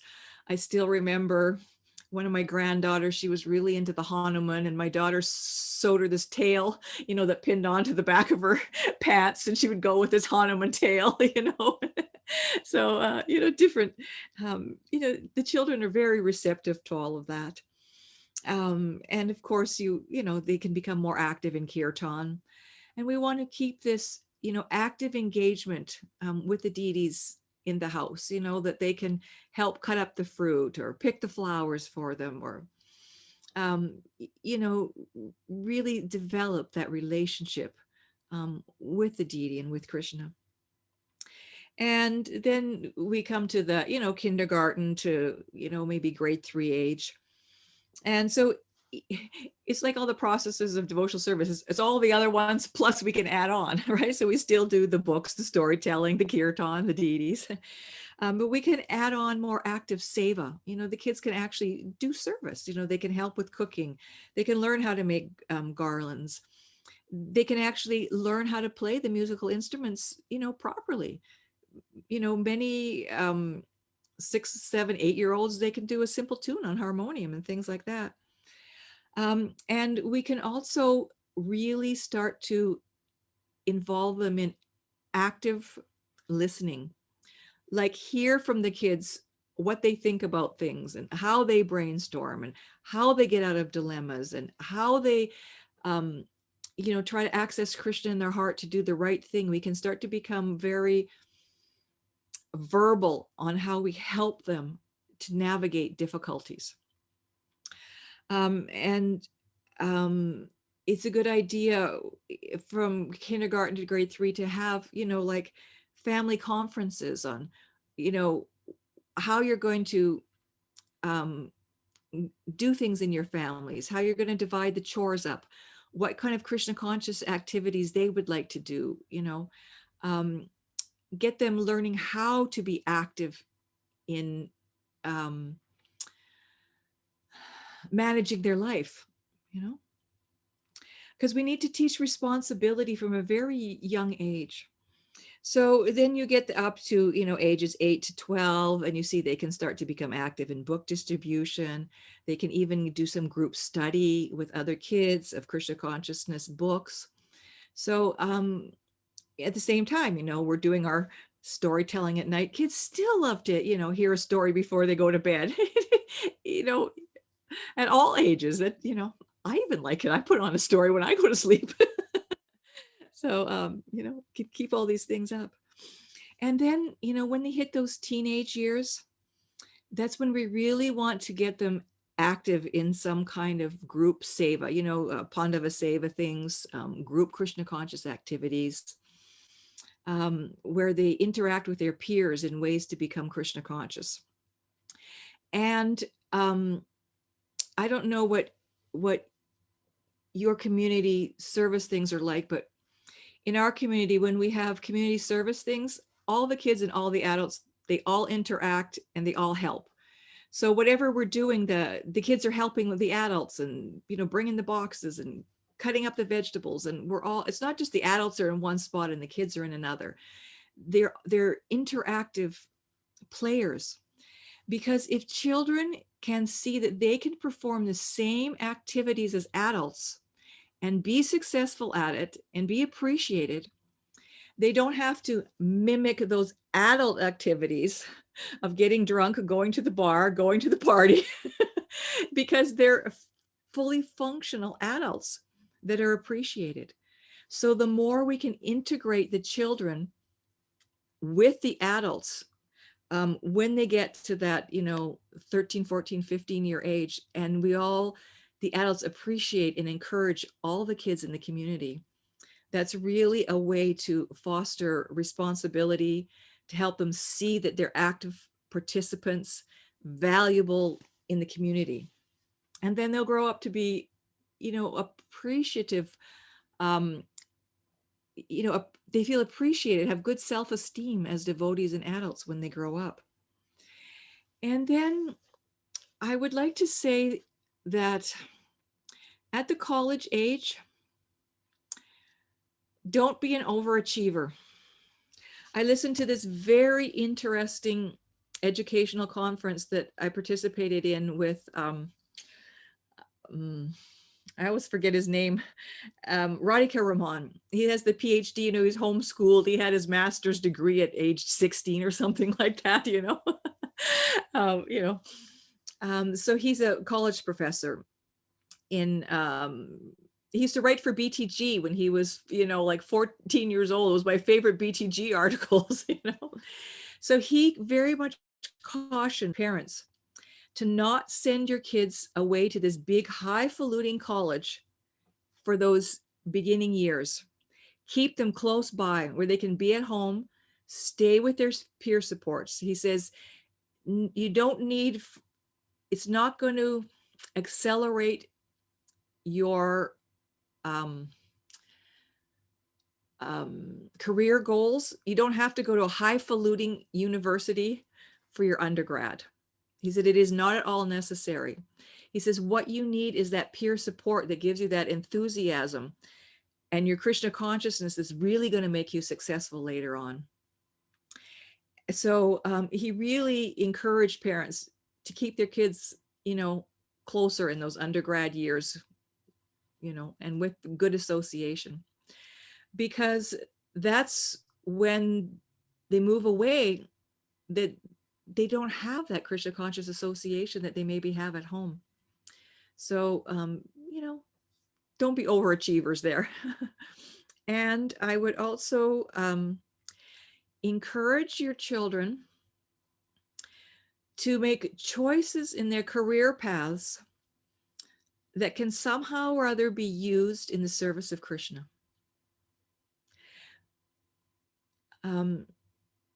Because then they can see that what they're doing as a service to Krishna.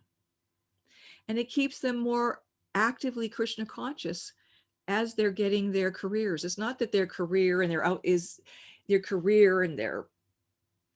business life is in one pocket and my Krishna consciousness is in another. We're all devotees and we can use our careers in the service of Krishna, either by donating our money, by finding a career that gives us enough time to also have service, by using the abilities that I gain in the service of Krishna in some way. Keep connected and see how everything is a service to Krishna. So those are just some, general guidelines that I had. And then there's so many particulars in what we can do at each age that have been really fun and enlivening for our kids that we could perhaps share.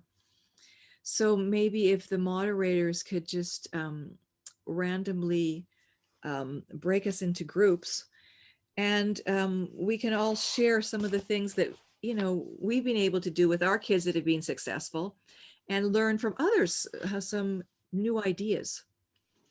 And I think that you can also allow me to just pop into any room and, Yes, so yeah. Make it co-host. that would probably require making me also a moderator. Yep. So it'll just take a minute for you each to be assigned to your groups, and please be an active participant and make new friends, because I know you don't all know each other. So How many groups do we need, Mother? depend, how many people do you have? 28. 28. Including So me, so it will be maybe 5 groups. 5. What do you think? Yeah, 5 should be good.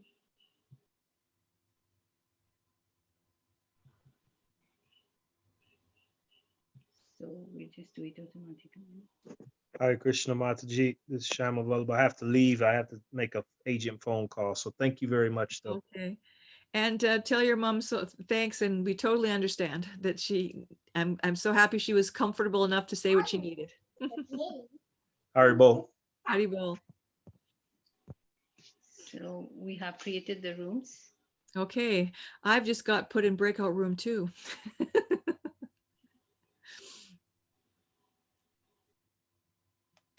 So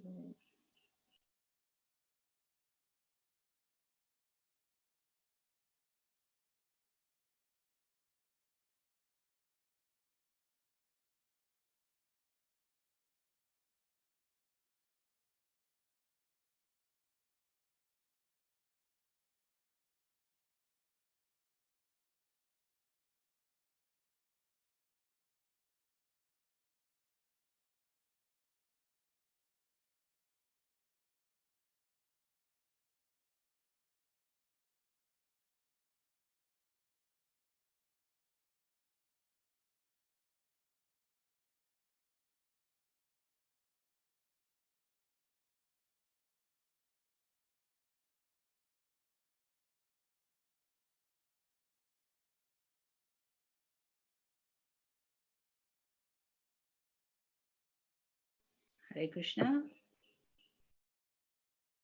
Madhvi Mataji, unmute yourself.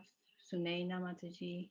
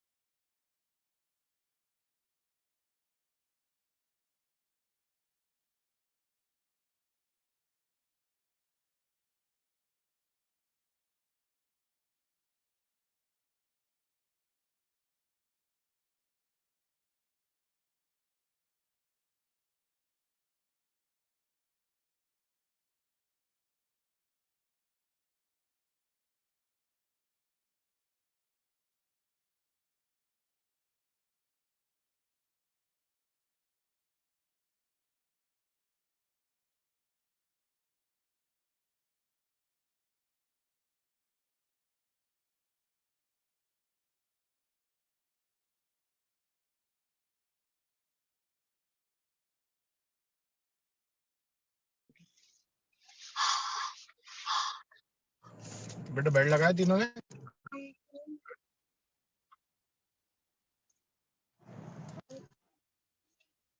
In 300 meters.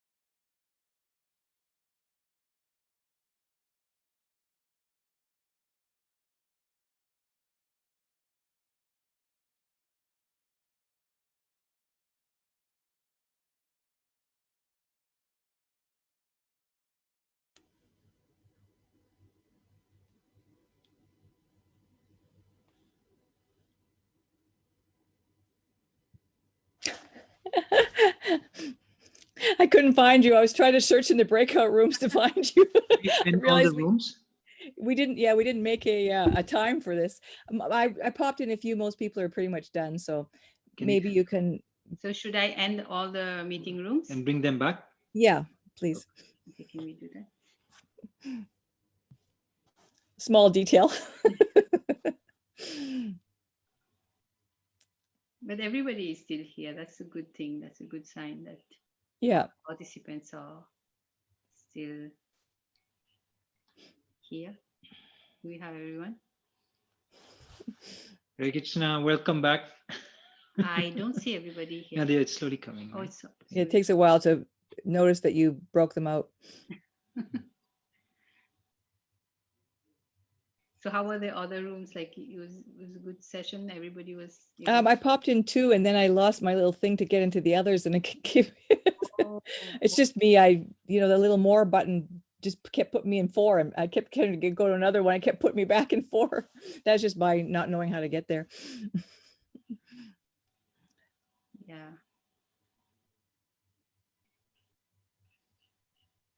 So what do we do here? Are they all We coming? just wait for people to slowly come out. Yeah. Okay. Yeah. Everybody's All on. right. Yeah. So I think some participants left. We have 21 participants. 20 Okay. participants right now. So I'm just going to ask you, maybe share a little bit what you got out of that. And if anybody wants to share anything, something they found helpful or anything they realized. Hare Krishna, this is Kitika. Hi. We joined a little late, but I really like the part where you mentioned about reflection of the day. So when we are, I think when the kids are experiencing themselves, that when they do japa, for example, in the beginning of the day, their day goes, different than those days where they may not be doing the japa. So I think reflecting on their own experience, I guess that is a big learning. I'm taking it away to apply, to talk to them, because the struggle is real. As an adult also, we can relate to it. So that's something, a takeaway kind of thing I'm thinking of implementing with my kids. Also the part that kids learn from the eyes, then the ears. So the reflection of what actions parents are taking. I think so that is also we'll have to discipline ourselves if we really want them to transform, right? So these are the two takeaways, Mataji, I'm taking. Thank you for sharing that. Anybody else like to share a takeaway?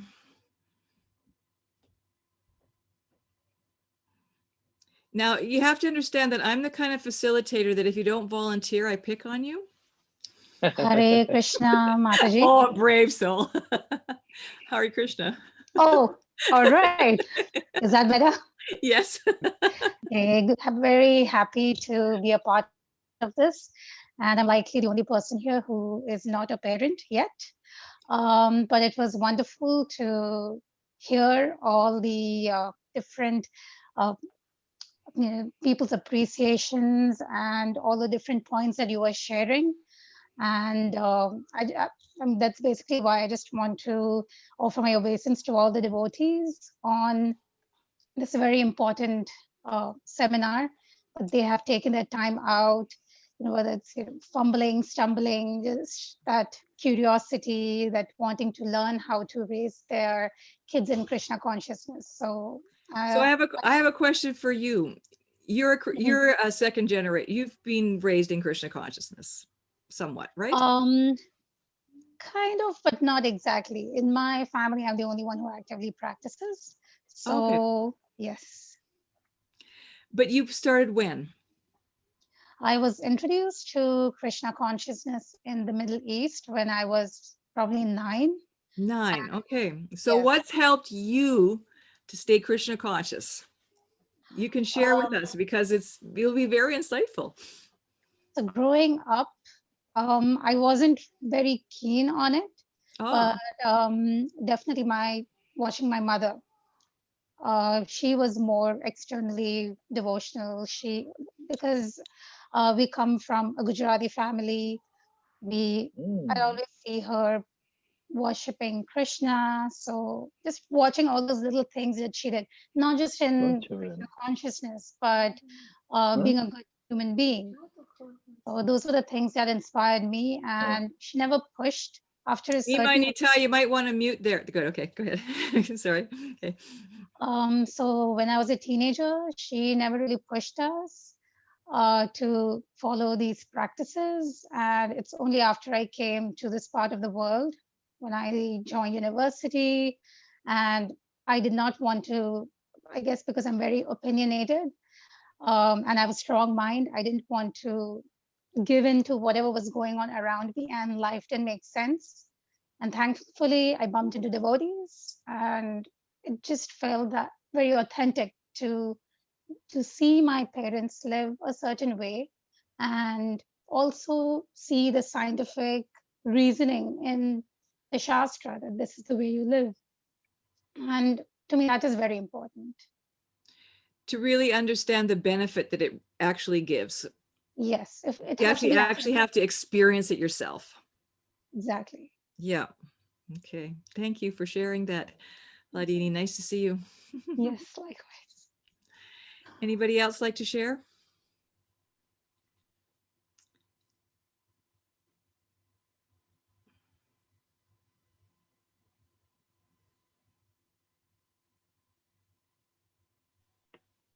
I had a question. Can I ask that this time or? Yes, go ahead. Thank you.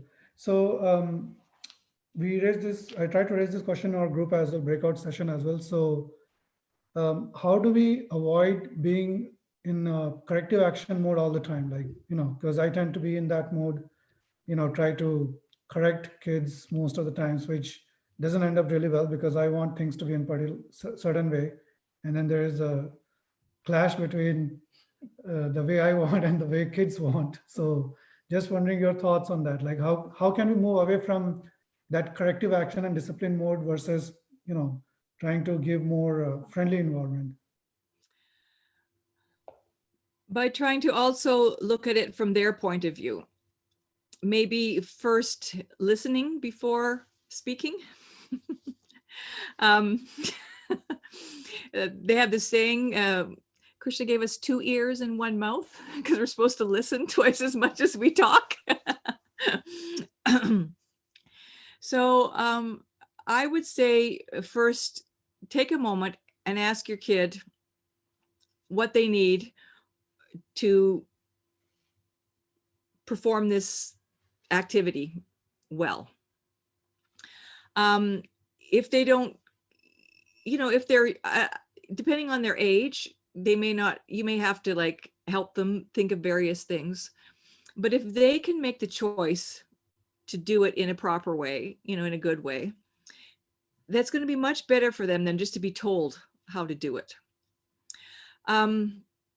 If you are completely inflexible and you need it done in a certain way, for some reason that it's very important, I would just state that. I would just state that, this is the way that I like it. And for this reason, I happen to need it right now. And would you be able to cooperate and do this for me? Right. But then at other times, I think we have to give them practice in making choices themselves, because otherwise they're going to grow up and not know how to make choices. They're just going to wait for somebody else to tell them where to do and how to put it. And I know that isn't easy to let go, because when you like things a certain way, that's a little tough. So it does require you to be a little bit more flexible and realize the world doesn't end if the ketchup bottle goes on this side of the fridge or the other. But maybe it takes you longer to find it, but that's one thing that kids help us to grow and become more flexible. And we owe it to our kids to allow them to learn how to make decisions. So I think we just need to, ask them on what they think could be a possible way to do this. And then you can also give yours and, which way we choose and like that. So I just like to qualify. It depends on what it is, Are we going to run into the middle of the road? No, we are not, but depends on the age and the circumstance. But the more you can get them to be proactive and involved, the better. Thank you so much, Mataji. Appreciate this. Anybody else like to ask anything or share any takeaways? Takeaways are helpful to share because sometimes it illuminates something to another listener that they didn't pick up on, or that can mean something more to them. So takeaways can be very useful for the whole group also. Hare Krishna. Hare Krishna. Hare Krishna. Yeah. Hare Krishna. So, yeah. Oh, is it like this? Okay. Yeah. Is it better now? Yes. Okay. Great. Okay. Sorry about that. That's okay. Yeah. I'm a very visual person. Yeah. So our takeaway was one of the in our group chat, Prabhu has shared that, and which really struck me is, during this Purushottam month, Prashant Prabhu's daughter learned entire, she memorized entire 15 chapter. Wow. So they were, and she is just 9-year-old. Mm-hmm. And so that is like, and Prabhu has shared that they were doing together, and she grasped it. She remembers all of it and he remembers some. Some, yes. Yeah. I don't know whether he also remember all, but I am not sure about it. But the thing was, it's a growing together that they were doing together, and interestingly, she learned all. Otherwise, nowadays, by raising Krishna conscious kids, we also grow with them. So, so it's also interesting for me to, implement, put them in a Krishna consciousness for my own personal interest. That with them I will grow as well, and with nice and another thing is always the jellyfish consultative, sometime authoritative. We have to balance all the thing. And I also wanted to share one thing. I wanted to discuss, but one thing, when we are going to devotee's house as a devotee, that time also, it's very good that, give love to the other kids, the visiting families kids, so that they will also like that, okay, this devotee comes, Krishna conscious or Krishna devotee comes, and I have a good time here when he's coming back. Yeah. And otherwise, if you say, okay, go and do kirtan and do Bhagavatam Katha, and it's boring, when this devotee will go and never come back, and why he's coming to our home all the time again. So I would say, like, we have to take, little bit consciously also involve ourselves with kids, particularly of the host. Yeah. And so that's how also they can also, it will be a good impact on the host kid. That's you really can play. Yeah. Thank you for bringing that up. It's really important to have that insight and to be conscious. Yeah. Yeah. Just one thing I have to add, Mataji,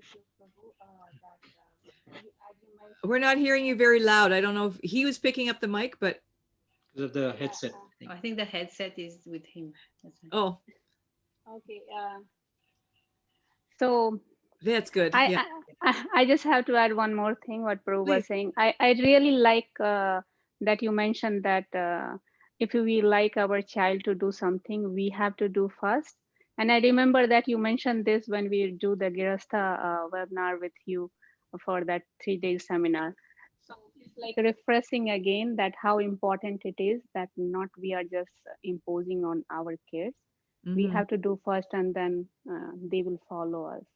So thank you so much, Mataji, to refreshing that, that I know that how important it is, and we will try to follow that. One Thank you. important thing I do time to time with my kid is always say She's I got the love you. speaker. Oh, one important thing I do with my kids is very time to time, and I always looking for those times that I can say them, thank you, I love you, I'm really proud of you. Yeah. And when your small achievements, I mean, I really, so it boosts up their confidence. Even Yeah. Krishna conscious thing, right? Yeah. We try to make things available to them that, japa beats, mridang, kartal thing, I mean, kind of small thing, and musical instrument. And another thing is when we are raising them, uh, when we are raising them, uh, that is very fascinating to me, that raising Krishna conscious kids and put them in this kirtan activities or other activities. So also it will, I have seen in ISKCON Brampton and ISKCON Toronto kids that they grow up and they are still in coming to the temple only because they can perform the kirtan seva. And that's the, youth has that passionate to do they are passionate about doing kirtan and all. So that also really connects them with the temple and temple activity. So, I mean, it's very important. Not only the philosophy will put on them, but also Right. some kind of this musical. And ISKCON Brampton is almost all kid can do some portion of kirtan or all portion of the kirtan. Yeah, and that's wonderful because it's, the culture is what we live. We have to live our life, right? I really appreciate your point about appreciating your kids.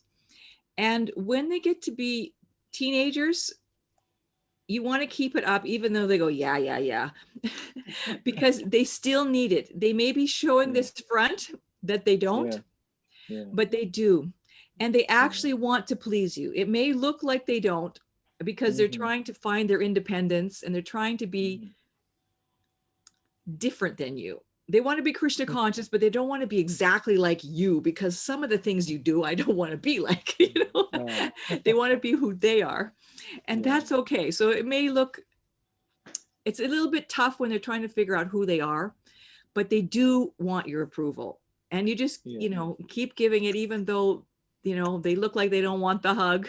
They look like they don't want the approval, but you just keep it up because inside they do. So good job.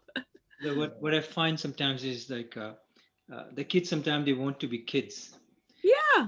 Sometimes we turn them into full-time preachers. Yeah. Especially, so like everywhere we go, it's like only do kirtan, sing or recite verses and all of that. Sometimes you just want to play and be kids, like kids. Yeah. We have to be careful about that too, that they're just not on show for us, Yeah. I like the point that Nimai Nitai Prabhu brought up about taking care of other kids also. So it's very important, that association is important because like Prabhu, how he mentioned that the child will say, why this person is here? So we as adults, we have to be careful about that when we are going somewhere, we're not just going to talk among ourselves, among our adult friends. We have to be caring to the kids also so that they kind of look forward for that kind of association. And I see Nimai Nitai Prabhu does that a lot. Whenever he comes home to our home, he plays with Dhruv. Yeah. They play ping pong, or if we go to their place. So Dhruv feels that connection that, okay, I'm cared. And he looks forward. Like last time that Nimai Nitai Prabhu came, after that, he's asking me, when is he coming again? So this is something that you also mentioned earlier, and it struck with me. So that's a very good point that I would do when I go visit other people. I would make sure that I do that. All right, bring on the ping pong paddles.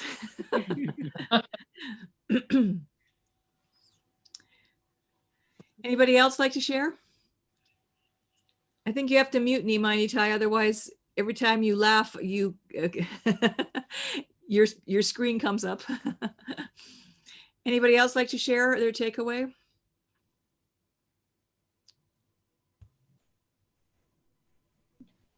Hare Krishna Mother, can I ask another question? Just let Srinivas, he popped on, and then we'll come back to you. Oh, thank you. Okay. Mataji, I just want ask one question, Mataji. Mhm. This about nowadays, like kids want to play video games. Mhm. It's a big challenge for me. I just try to give them for a while, then for 1 week like that, they will follow the time, 30 minutes, whatever the given time.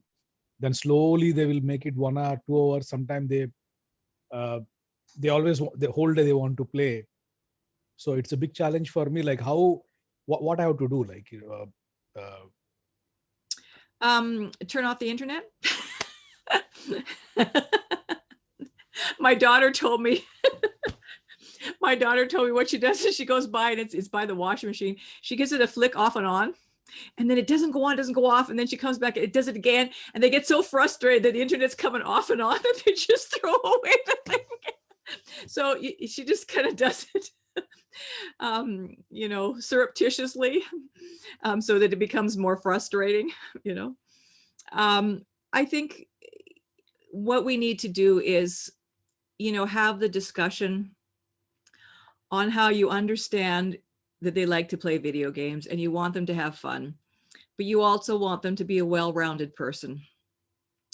And so therefore, you can do that at this time, but after that, the time is up. And then you just say, if I see that you're not on there, I'm just going to turn off the internet for a while, and then just do it. You don't have to make a big scene. Hey, you're on it again. Just, quietly do it. Less talk, the better. The biggest complaint about kids is my parents talk too much. If they just say, don't do it, it's fine. But they'd have to say, don't do it. And not only this, but oh, geez, so just, sutras. The other thing is, we really do need to be cautious about the internet. Like, I haven't watched this new Netflix program, whatever it is, the social something or other, but it's probably something you should all watch on how detrimental it is. And pornography is very real and it's very damaging. And it's so easy to get on those pornography channels after the kids are 11, 12, 13. So I think you need to find a good government site or something that actually on our website under pornography, there is a link to a channel that tells you how to talk to kids about it, how to talk to people like that. It's actually something you need to be proactive and address when your kids hit teenage life, because they have no idea what they're getting into. They really don't know. And I also feel that parents do need to, and this is a whole other discussion, have the birds and the bees conversation with your own kids, because when they don't understand about that, they go to learn about it from porn sites. And that isn't the best place to look. It's just what the statistics are. Maybe you want to give them, a good government website that just says it, not in a overly pro-sex way, but also not a overly, negative way. Something that's, balanced and scientific, because there is a point in their life when they are going to be looking for that, and they need to know where to get the right answers. And pornography is really insidious, and it tries to get in every home. So do be a little cautious and do be a little proactive. That's just a touch on that topic. Because, we're talking about how to keep our kids Krishna conscious, and part of it is protection.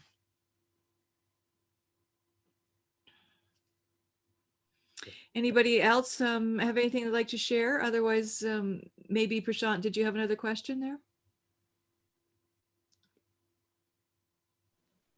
Yes, Hare Krishna. Thank you so much for the I think this is our second seminar with you. We, as Nivanta Prabhu mentioned, we participated in the first Grasta seminar as well.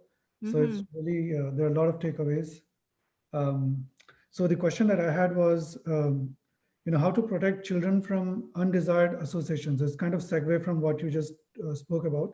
So basically, I was looking for some insights onto how to empower them to make decisions, and how can they make better, how can they be better, how can they make better judgments in certain situations.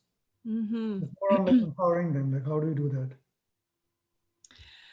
Maybe by having the conversation with them on, I noticed that you have, some friends who do things very differently, and how does that affect you when they do that? And how do you deal with that when they want to do things that aren't really your values? Like, how do you deal with that? Just ask them, and,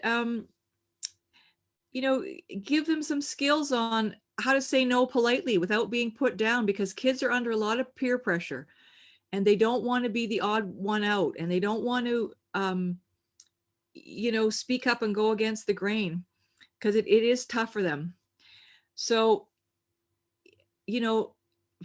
help them to find proactive ways to get out of situations that they don't want to be in. Tell them that it's okay to be who you are. You don't have to do what everybody else says. They're in the same dilemma as you are. That they don't always want to do these peer things, but they're doing them because they don't want everybody else to put them down. So, say it for what it is, that they're all just acting fake so everybody else will accept them. But do you want to just have fake friends? Like, find the people who appreciate you for who you are, not the ones that you have to be a fake person to be liked. So we need to have those kind of like real conversations with them. And it's just such a shame that all these skills are not taught in school. Like, all they get is like how to use the computer in this way and that way in school, but they don't get how to be a real person and how to have good relationships. I just recently started teaching a class at our school, and it's all devotee kids. But I was using Brene Brown's curriculum on leadership, which is really how to just be who you are, and how to not put up our shields to hide ourselves from other people, and how to, when you want to be a leader, how do you actually say what you want to say and be accepted? And even though you may not think you're a leader, we all lead in some way. And so it was really interesting, because we have a school that's only devotee kids. And at first we made guidelines on what are the things we have to work on. And they wanted to make one of the main things like how not to feel, I forget how they worded it, judged, or they were really worried about, maybe even have it here. They wanted to make like what it was, how to not feel the pressure to be perfect in the situation. Like, they all feel a lot of pressure to become perfect in whatever situation they are, and that doesn't enable them to be who they are. So it's really interesting how we actually have to help the kids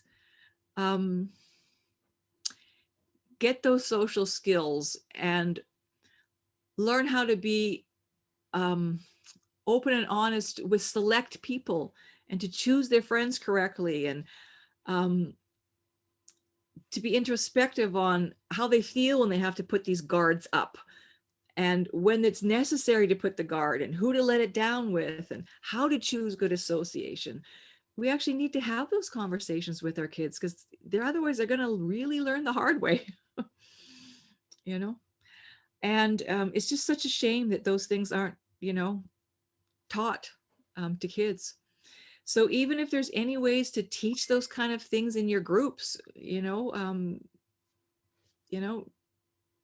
out there and teach them in your communities, your Krishna conscious communities. Thank you so much, Mataji. Really appreciate your response. We have Nimainitai Prabhu who has raised his hand.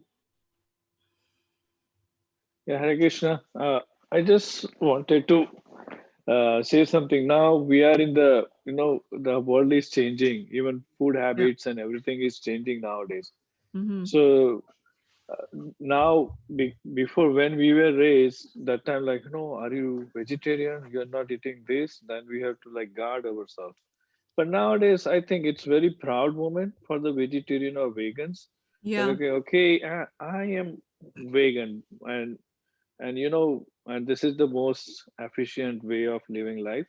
So Yeah. that kind of confidence we have to pour in our kids, that they Yeah. have to be vocal about their choices, Yeah. and they have to convince, we have to convince, let them know, okay, why it is best. Yeah. It's just not the theory that we are going to implement. Oh, you don't have to eat, and Yeah. it's a pop, and it's this Yeah. and that. Yeah. It's a sinful activity. Yeah. Instead of that, these are the like scientific way, logical way to reason. Yeah. So then somebody asks, okay, why you are not eating onion garlic? Why you are not eating this? Then you say, okay, this is the reason. My path is I'm trying to grow spiritually. Yeah. So it's I choose not to eat certain products, which is like mode of ignorance and all that kind of heavy word they can put Or even say it gives me indigestion. I can't digest it, if you want to be simple, because I and don't another digest. thing, and another thing, I'm allergic, right? That's it. Yeah. And Yeah. that's what the trick I always do in the restaurant. Yeah. I said, okay, I'm allergic to onion garlic. The entire team comes, okay, well, you're allergic, then we have something or we don't have something. They Yeah. don't Yeah. want to feed some time to us. Yeah. As soon as we say, so Yeah. we are fine with that. So Yeah. that's what I wanted to add, that we Yeah. have to put confidence in our kids, Yeah. that why they are doing certain things and then why Yeah. they don't want to do certain things. So it's like that with vegetarianism, and when your kids gets older, it's also like that with sex. There's lots of things that you can let them know, that it's not just because it's sinful and Hare Krishnas don't do it. There's many other reasons, and we have to give the kids the whole scope. And maybe it's not easy to talk with your kids, but find somebody who can talk with them, and give them the education. Because it's very interesting. I was just doing that study, about the parts of the brain here, and I was listening to some lady, and she said, no person should be having sex until they're at least 23, because you can't make proper decisions. She was just doing it from that. It wasn't moral. It wasn't this. It wasn't this. She says, you're never going to choose right. So, I mean, even if you're doing it from a neurological standpoint, it doesn't matter. There's lots of support for the things that we do, how they're healthy, they're beneficial. It's not just some religious stuck in the muck dogma. There's a reason. Everything that we do, it's because it's beneficial for the whole. And we have to find that wide range of reasons and not just be dogmatic. We owe it to our kids, Yeah, Mataji, it's already 5:40. So okay. Let's see. Should we wrap See, up? my time's different. I'm only 2:40, so I'm thinking I'm counting the hours. Thank you. All right, we should end. I'm keeping you too long. Any closing comments or anything like that? I just wanted to thank you all for just really wanting to be good parents. The reason that my husband and I started to become marital educators is because we saw that if we don't have strong families, good couples, happy marriages, we're never going to have good kids. And if we don't have good kids, what kind of a world are we going to live in? Like, you look at the crazy things that people do, and those people that do crazy, insane things, you look back and you see that the parenting situation was terrible, always. So just to be an effective parent is such a gift to this world. What to speak of the gift to your child to give them the next world. It's such a valuable service. Don't let anybody tell you that parenting is just something you do on the sideline and your Krishna consciousness is something else. Raising Krishna conscious, well-adjusted, happy kids is the best thing you can do for them, for our Krishna conscious movement, for the world. You know, it's just the best thing. So keep up the good work and know that your parenting is the whole foundation of, you know, everything. Our ISKCON society, the health of it, the world, everything. So keep it up. And thank you for wanting to do a good job. Thank you so much, Mataji, for taking the time of equipping us with the right techniques to raising our children in Krishna consciousness. And we hope to get more of your association in this forum again. Thank you. The Grihastha the Grihastha retreat we couldn't do this year, but hopefully after pandemic we should be able to get together. Mm-hmm. And do that We also couldn't do our Grihastha retreat, so that's why our whole group went online. Yes. And we did a kind of a group retreat online.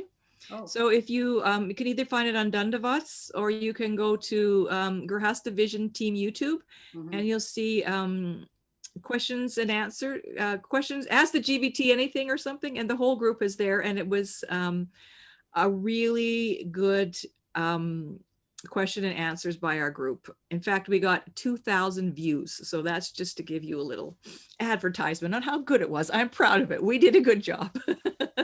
So please join us. And thank you very much. I think. And next time I talk too long, just feel free to cut me off at any point. Thank you. Mother, this was a really amazing seminar. So we learned so much. We're looking forward to the next seminar. I think we can all unmute ourselves and thank Mataji and say big Haribol, and you know, just to wrap it up. Thank you very much, Mataji. Thank you very much. Thank you, Mataji. Thank you. Haribol. Hare Krishna. Thank you. Hare Krishna. Hare Krishna. Thank you, Mataji. Thank you very much, Mataji. Thank you very much. Thank you, Haribol. Mataji. Thank you so much, Mataji. Hare Krishna. Hare Bol. Thank you so much, Mataji. Haribol. Thank you, ISKCON Brampton, for engaging us in such a wonderful seminar. Thank you And for we- attending. And we Thank look you, forward Mataji, for your much time more. and insight. I really appreciate it. And also thank you to Prema Gaurangi Mataji for arranging such a wonderful seminar. It was very insightful and we learned so much. And we took some very wonderful points, and you know, we'll surely work on those points. Thank you, Mataji. Thank you. Thank you. Haribol. Haribol. Panchakalpatarubhyasya Vaishnavebhyo namo namaha. Thank you, Mataji. Hare Krishna. Haribol. Hare Bol. and